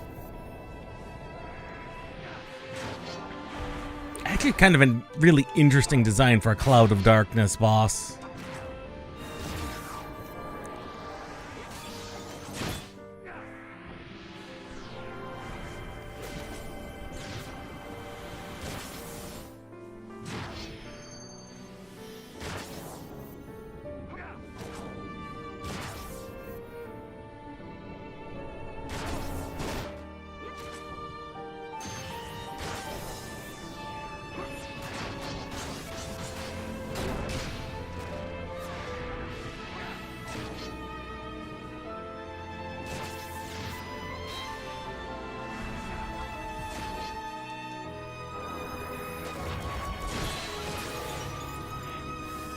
Uran is starting to run out of MP.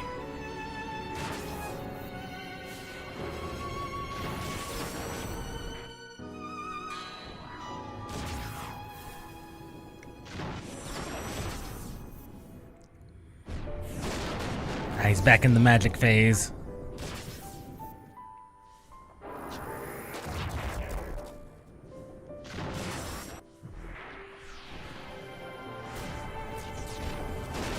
Waning vigor, that will end this phase. Yep, that took XIV's health down to half.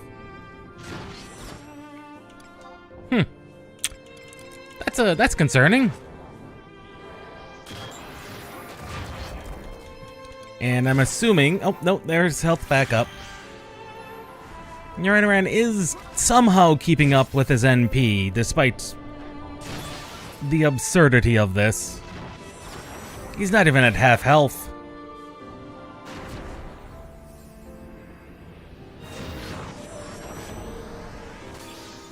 And destitution, is that the conal? That might be the conal.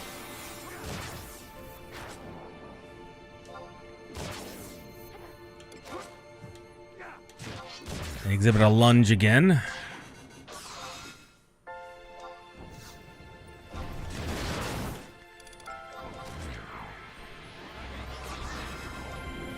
Uran is once again out of MP. He's at just about half health. This is a knockdown drag-out fight, which we have not had the entire time we've been playing, which is, again, appropriate.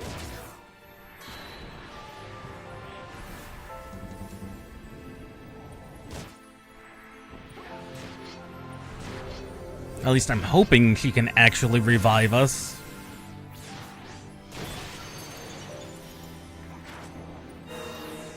Nope, Uran somehow came up with 400 MP.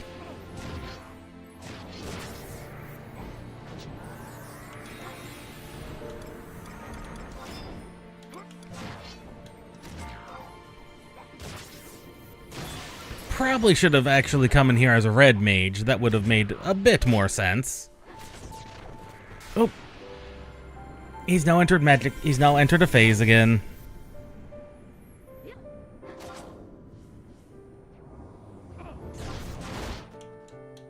Yep, he has entered magic phase again.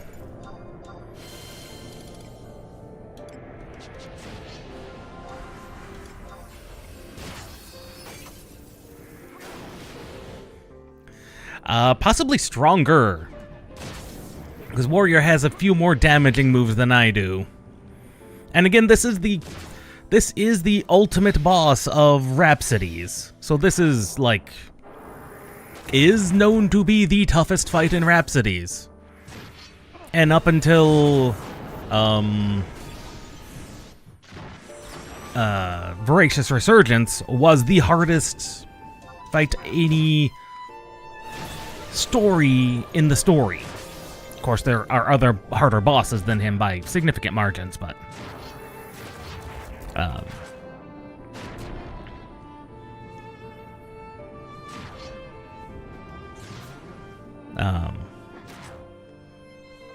and Warrior has just access to a lot more things that Rune Fencer specifically doesn't. Like Rune Fencer and Rune Fencer subclass Samurai gives me access to a whole bunch of moves, but looks like everyone's out of MP, so I think they're gonna die here shortly. Oh, nope. Uraran found some MP again. Briefly. Yep, Iraha's down on the floor again.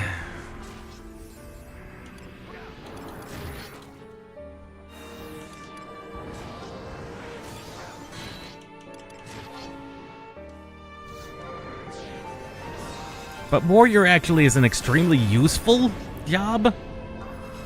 Mainly because it has access to all the weapons, which most classes don't get access to all the weapons.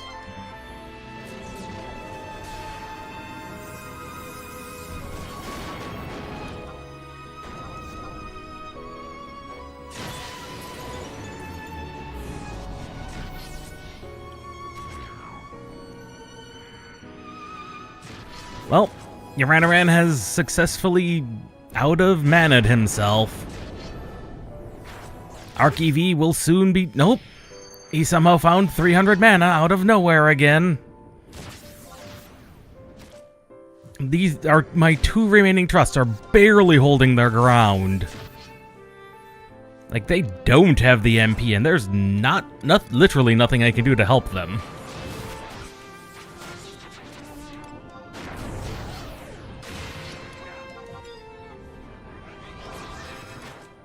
Like, I can't give them potions, I can't give them healing, because I might be able to target them. But I don't have any really useful skills that could be handy to them. I can maybe throw a regen on XIV.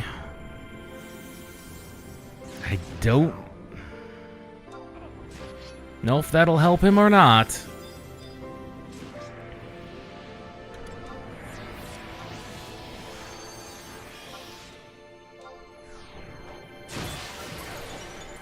Yeah, they are just barely holding on. I can throw down a magic shield. That maybe would have helped.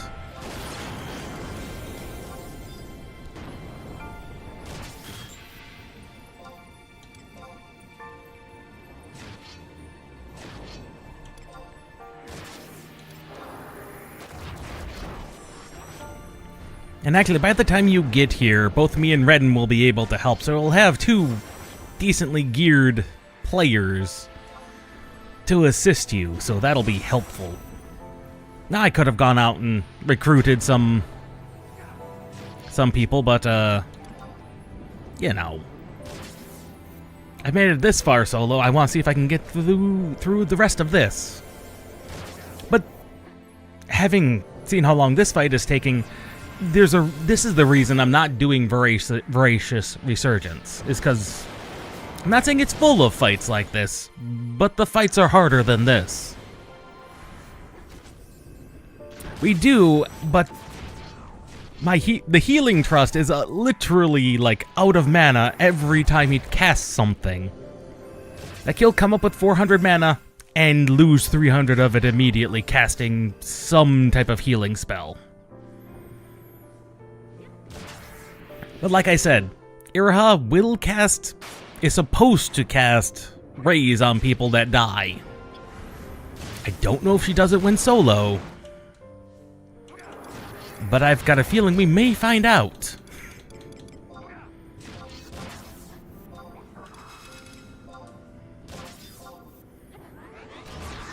Keep in mind, every time I weapon skill, that's about 3,000 damage.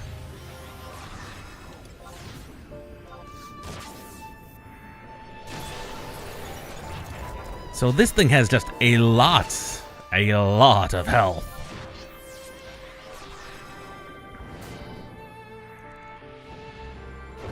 Oh, he's entered magic phase again. And the thing that really is getting causing most of the damage from us is he's got an immunity phase. He'll switch between physical immunity or maybe it is absorption. It says absorption over here, so it's entirely possible I've been prolonging this fight by using the wrong moves.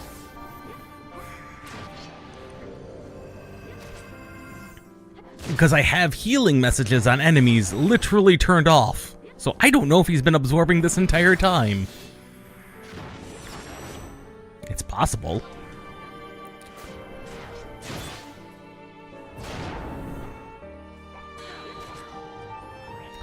Yeah, Uran keeps doing that. But XIV seems to be is an extremely tough tank.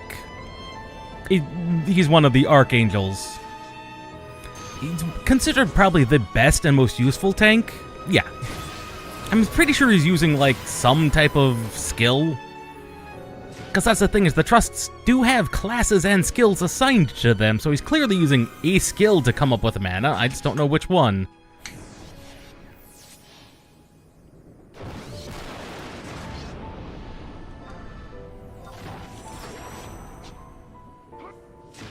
And I'm pretty sure XIV is dead now. 600 health. I don't think he's surviving this. Nope, he's dead. 19. Unless Uran is... He did it.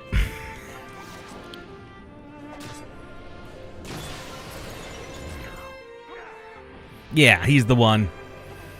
Yeah, he's the sword and shield paladin. And like I said, he's considered one of the better tanking trusts for a variety of reasons. Despite not having the healing capabilities that Velenarial has. It's like... if you ever do get into retail, and specifically the Ambuscade, which is the early... oh, there he goes. It was only a matter of time.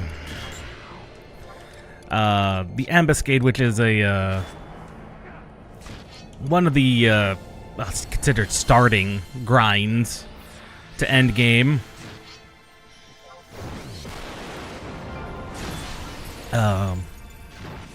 There's one of the guys I follow on YouTube who posts guides to the Ambuscade. Every Ambuscade he is talking about you should summon XIV, and it's like, I can't do that yet because you can't get that trust until you're into Rhapsodies pretty far. Which annoyed me for like a year. That's like, stop saying that. I get he's a good trust and everything, but I can't do that. Oh no, Irha's down. Oh, he's absorbed. He's enter magic phase. This is not good. Drop some of these more.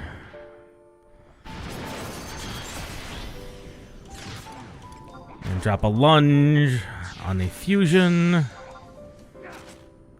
That did nothing. At least Uran has more MP now.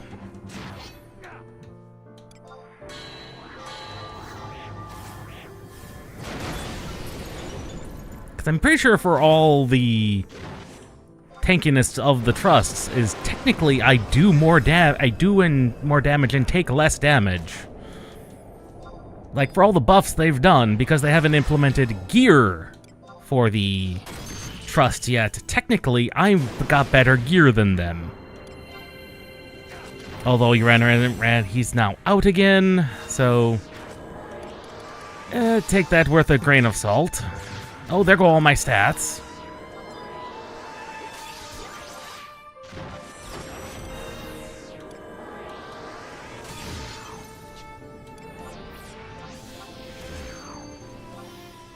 It keeps draining my TP.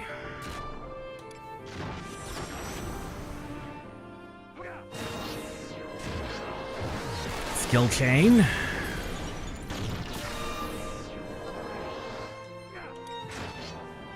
He is just about down. I think we've survived this by the skin of our teeth. Because trusts got buffed. Ouch!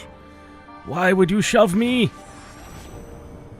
How did you shove me? I am now stunned for 10 seconds. I am stuck.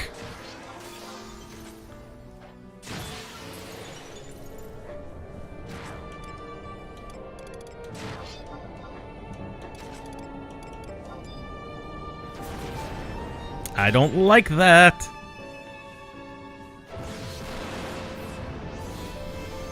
Okay, it just cast Blizzard 5.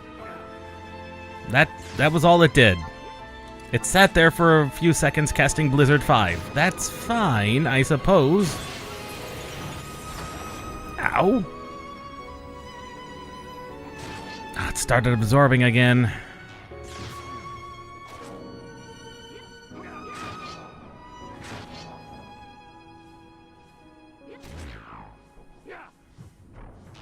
It has like a sliver of HP.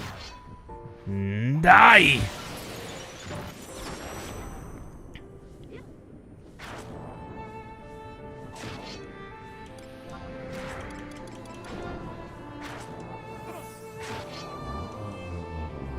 Success.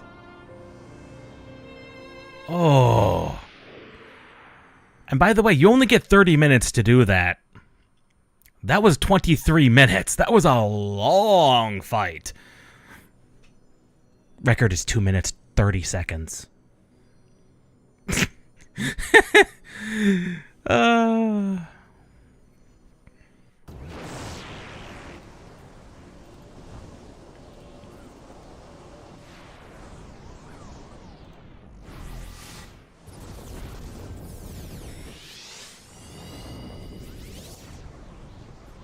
Arachnios! Rachnios! Master!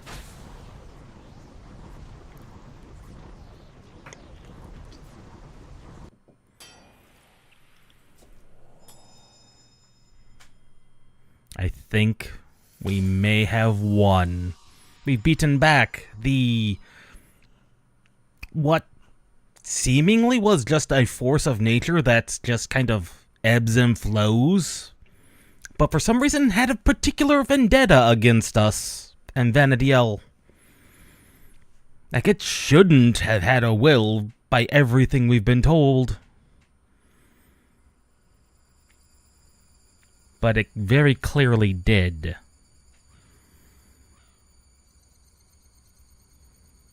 And it very much did not like being told, no, you cannot eat this world.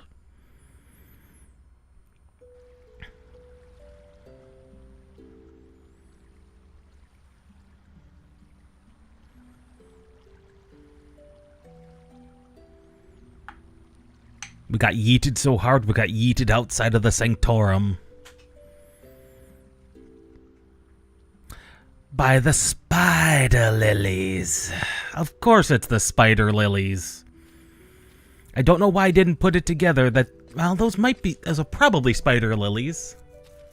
Might be Odagiri, so same difference.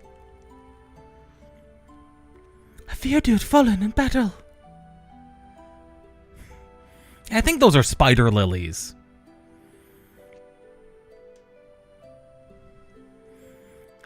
What happened? The cloud of darkness was scattered into wisps, then completely vanished. The forces of light and darkness entrusted to you unleashed an unimaginably forceful wind, and I don't have to tell you what that means. You were not strong enough to withstand it, and suffered grievous wounds in the struggle. We gathered together to bring your spirit back to the world of the living. Yeah, they're definitely spider lilies, although Odogirisu, or St. John's wort, as we call it, is a very similar-ish looking plant, but has completely different connotations. Like, spider lilies are, definitely death-related. Odogirisu, different plant. Different, mythological connotations. Your friends are here, all waiting for you. Please, follow me. The other thing they did, they integrated the trusts into the story, as in they exist in the story.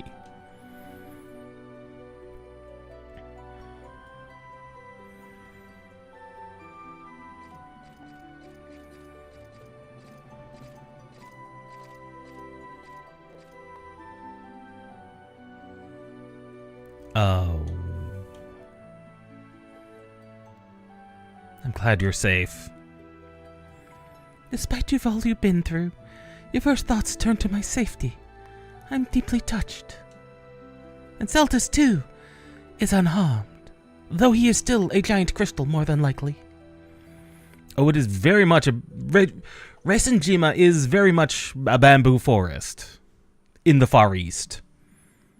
They knew the aesthetic they were going for.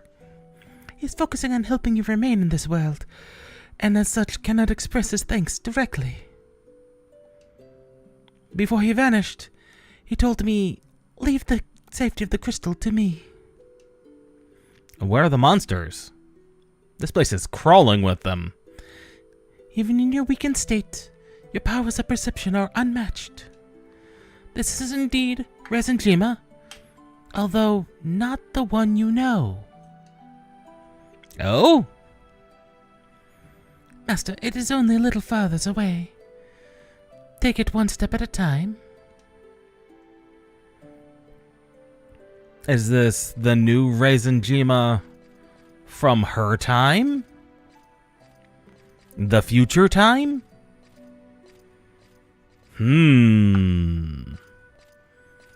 Have we jumped further ahead in time? No, because Lizette's here, so these are the actual ones. Mostly because they don't have this little shimmering outline like the trusts do.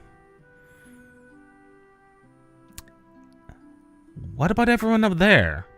Specifically Lilizette, no one should remember her. This is all the benevolent work of Sir Celtus. Their spirits reached out to you in song, a rhapsody to bring you succor. I mean, we did become a god of light and darkness, and then fought ourselves.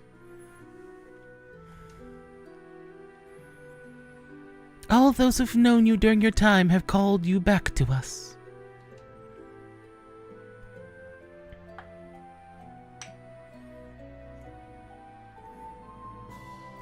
Rachnios, you've done it. You truly have. Not that any of us doubted you. No. Our Vanadiel owes you a debt of gratitude it can never repay. And in saving Vanadiel, you've saved out my world as well. As one of Future Fabulous, I could never be more proud. And without you, the five of us would never have come together. It would seem so. And not just you, Iraha as well. This is where my lack of being able to do female voices is a problem. Alas, she may be nearing the end of her journey. Go to her before it's too late.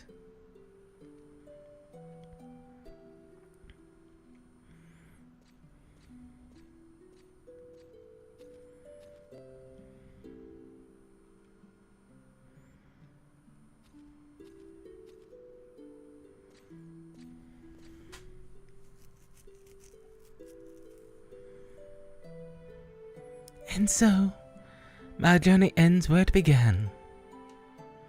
No, every end is a new beginning. Master, promise that you'll continue working towards a brighter future even after I'm gone? The light you've gathered in your orb is not just that of those here today, but those whom you've touched throughout your adventures. It's a symbol of all you've accomplished. These spirits will light the way when the world grows dark, and wrap you in warmth when the night grows cold. Forever and always.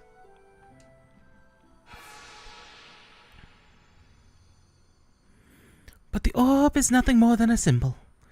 You needn't carry it with you any longer, for everyone will still be with you. There's one more thing.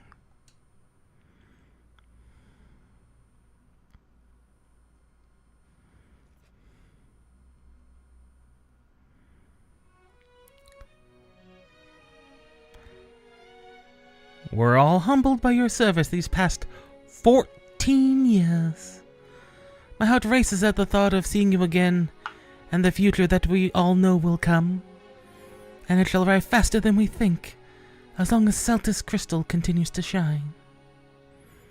And though I may have been died and been reborn countless times, I look forward to my first birth many years from now. And that was timed. Fear not. My disappearance only means that my perilous journey to the past is no longer needed.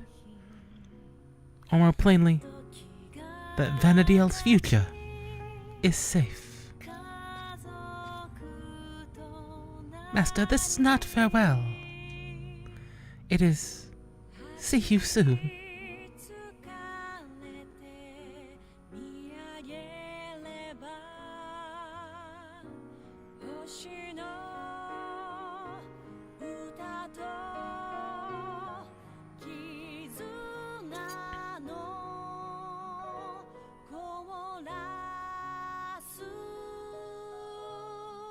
Till our paths cross once more. The blessing of the Phoenix is yours to wield.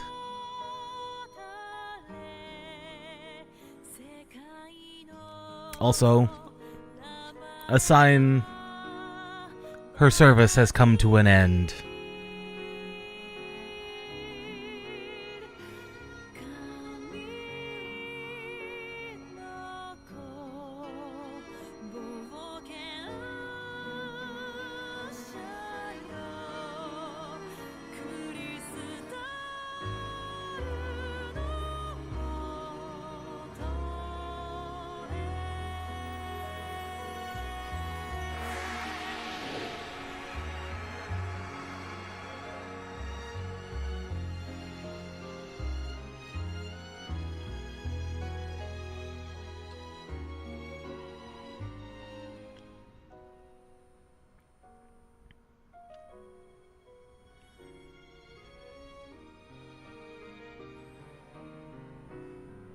And with that, that's the end of Rhapsodies of Vanadiel. Honestly, a pretty fitting climax to the Final Fantasy XI story. Yes, Voracious Resurgence exists. Technically, it continues a degree of story, but it is not... was never designed to be the climax that Rhapsodies was. If you wish to, you can wrap and intertwine Rhapsodies throughout your journey of Final Fantasy XI, experiencing it as it happened, as the rest of the stories do. And that's probably the best way to do it. And that's how I started with it, but eventually I just wanted to just focus on the expansion stories to try and get them done in blocks, plus for easier viewing, for anyone wanting to view the stuff post, like maybe as a guide. I don't know why you'd do that, but you could. So that they're all more individually self-contained.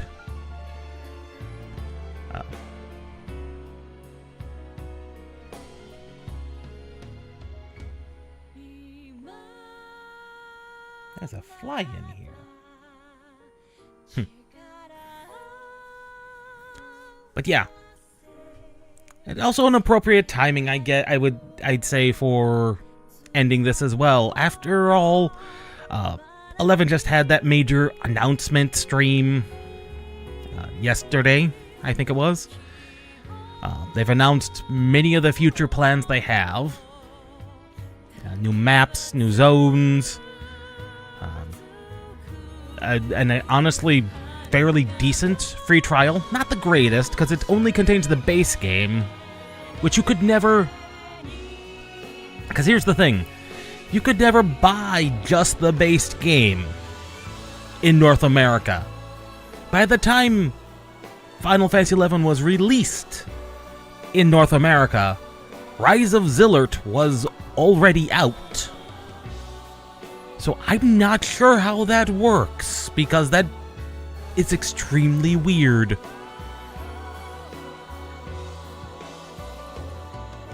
But hey, get all the quality of life changes.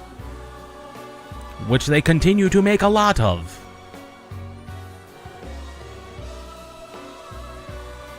And honestly, compare this to how, let's say, Seekers ended. I was very down on Seekers, mostly for reasons of Arciela's characterization.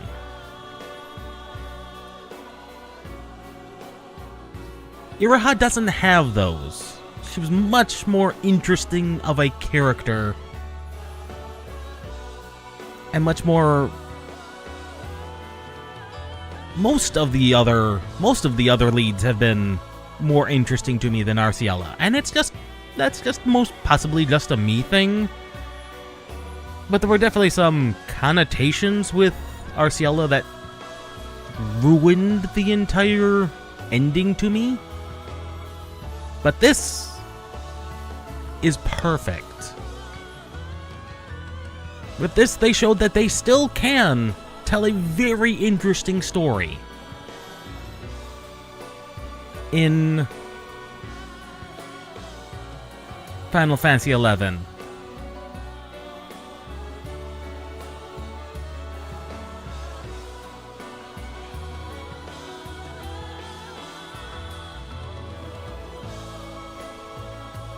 And remember, Rhapsodies was free when they released it in 2015.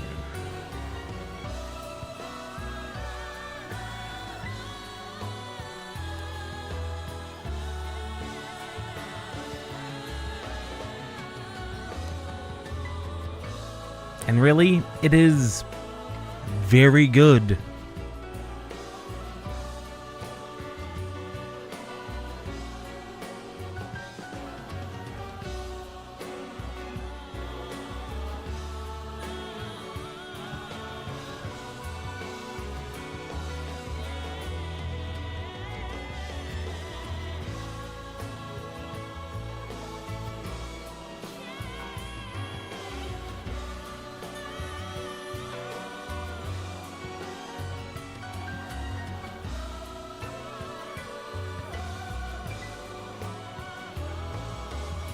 I really don't have anything else left to say.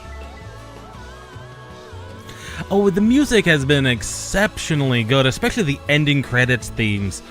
You missed the most young-looking Ramu we've ever seen.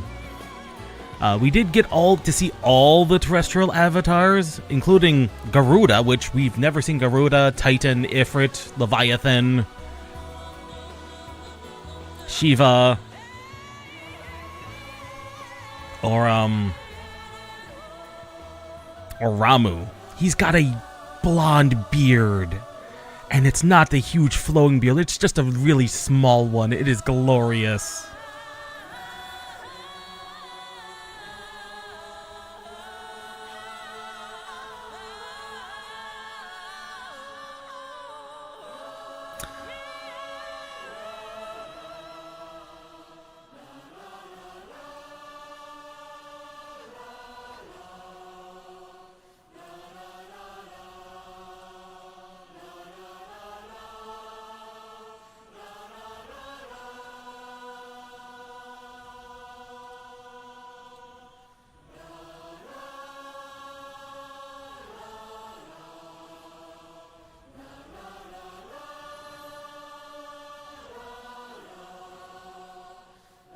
Yoshida. Did you see Yoshi P in there? Naoki Yoshida? Business Unit 5.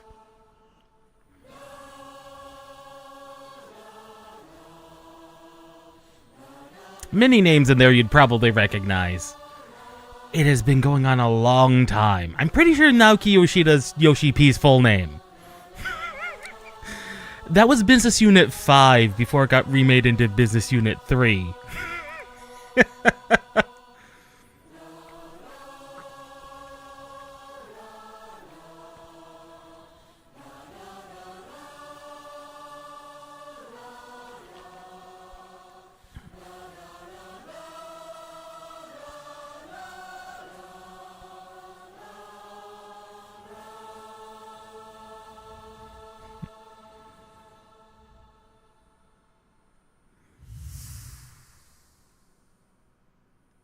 End cutscene.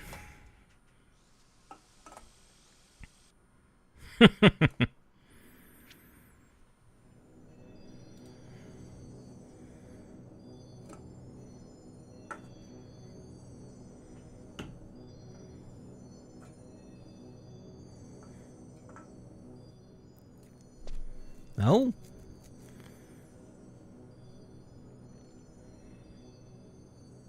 Ah, yes. With her braid. Welcome back. Welcome back to Vanadiel.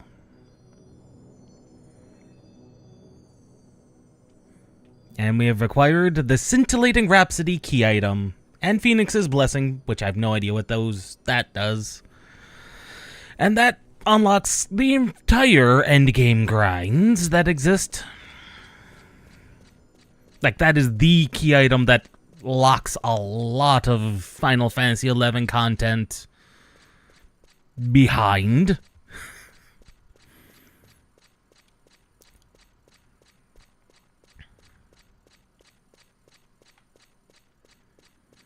And there is an epilogue, but it's essentially just a fight against Siren, who's not a terrestrial avatar, by the way.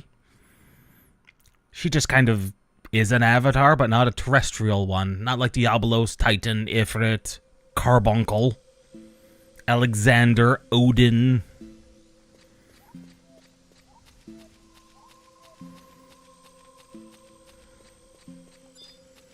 This guy is new. He also wears a different mask than most of the other birdmen.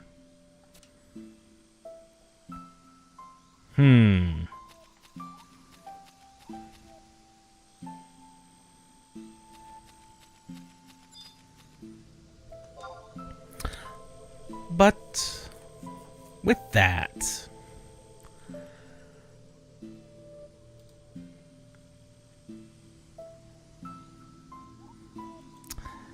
see, I'm trying to figure out what when she said 14 years, I'm thinking they're talking about that's how long the game had been out at the time.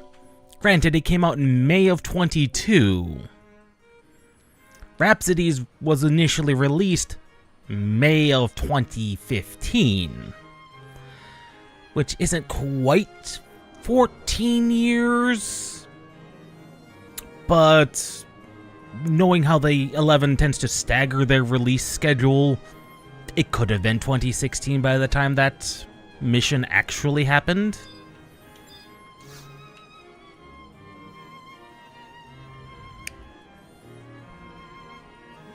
Yeah, it has been a long journey. Yeah, it has been a long one. But worth it. Most definitely worth it, in my opinion.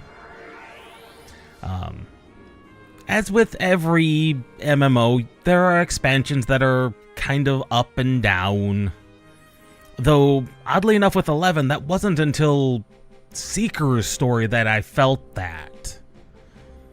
But that, again, mostly because of the phrasing of Arciela, which may just be a translation problem. Like, that could just be a translation issue that doesn't exist in the Japanese.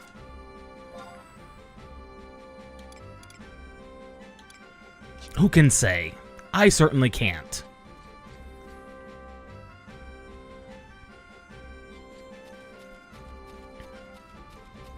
But, this is the longest running series we've had. I'm looking forward to the additional things I've got planned. I know, Kyo, you in particular, I've given a link to the games list I have. If you look at that, you'll notice that I've got a second tab in there. That's the exact order, roughly, of the games to be played. Like, the to be played ones. And I'll be publishing that for everyone else who would stumble into these streams to be able to look at and suggest either what's on the list or otherwise. Next week, starting Wednesday, we're actually going to be taking a break for a much smaller game, a set of games, before we jump headlong into Neo 2. Yes, I am now 2 Neo games behind because Neo 3 has come out. I want to get into that, but my idiosyncrasy says we must do 2 before 3, even though 3 has almost no connections to 2. Because 2 has literally no connections to 1 because it takes place before 1. Game series are weird when it comes to numbering and timelines like that. So it'll be the Mega Man connections. If I could rank the expansions, the paid for expansions, it's hard to top the base game into Zillert into Promathia. Like, that's just as a grouping of stories that kinda all have to be as one. But if we're talking independent stories, Promathia, I would say it would be Promathia, Oddert Gone,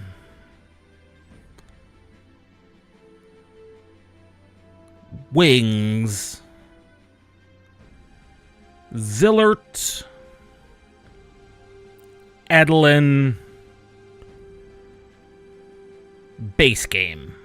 Because honestly, there's not a lot going on in the base game of real importance other than the fight with the Shadow Lord.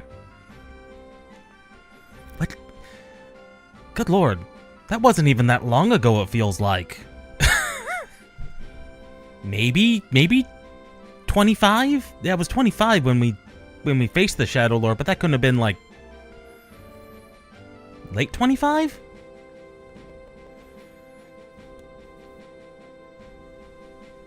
And again, most of that's down to the base game just not having a lot of content on release. So it's kind of very sparse what is there. Like, they didn't know it was going to be as big as it was, as it turned out to be, much less that they were capable of telling these kinds of stories until they made Zillert. And Promathia was just an explosion beyond that. Oddert Gone was pretty good. And I enjoyed Wings. Wings, most people would say Wings of the Goddess was their low point. I wasn't there when it was released. My experience is coming from someone who, after the fact, got to play it. And it's like, it's pretty good. I liked Lilizette. I liked most of the characters. Even my qualms with Arciela are kind of resolved when she shows up in the Rhapsodies storyline. She seems to have come more into her own self as a leader. She seems to have gotten over the emotional dependency on the player character. Which is a character development I would have liked to have seen happen. But that could also be symbolic of when she dropped her skirt at the end of the storyline and we picked it up. That could be that. Other possible implications can be derived from that as well. Especially considering she doesn't wear a skirt at all through the entire storyline, and then all of a sudden, there it is. And it's like, what are you trying to say?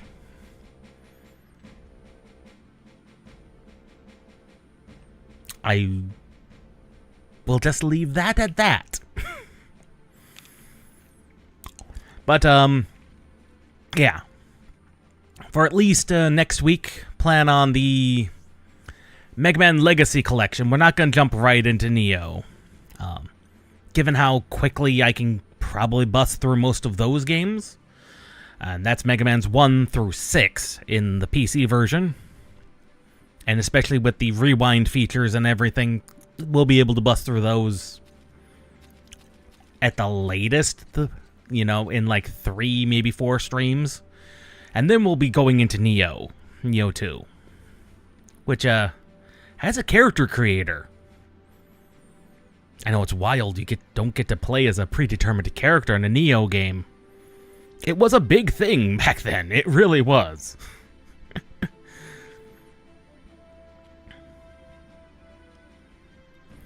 But this will be the last of the 11 content we're going to be streaming.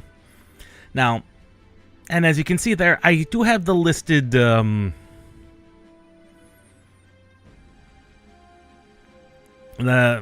schedule interruptions. So we are going to see Final Fantasy XIV return in September. Technically, it'll be on the 9th, but whatever. And October is obviously Spooktober. I'm still bouncing back and forth on the game. Still waiting for Requiem to go on sale, even though it probably won't. Though if it does, that might be the game. In which case, I got 3 games to determine to play. Scary. Especially for October.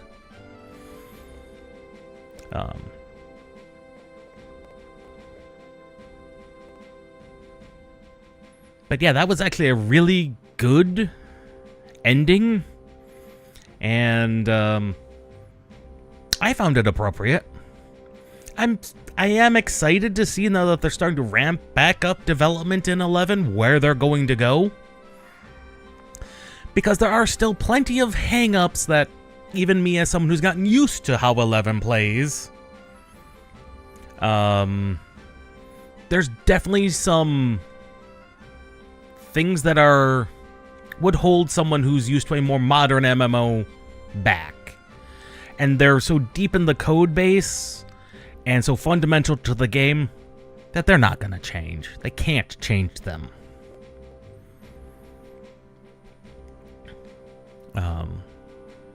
But you know what? That's fine. This 11 still has a very definitive identity. And once the new free trial comes out, many people have a chance to try it. And the game goes on sale pretty often, 2 or 3 times a year for like literally less than $10. Granted, you've got the problem of play online, but trust me, play online's nothing compared to the original registration process as an English speaker you had to go through to play Phantasy Star Online 2 on the Japanese servers. If you've never had to do a Japanese CAPTCHA, be grateful. Be very, very grateful. But anyway, we'll see you all next time.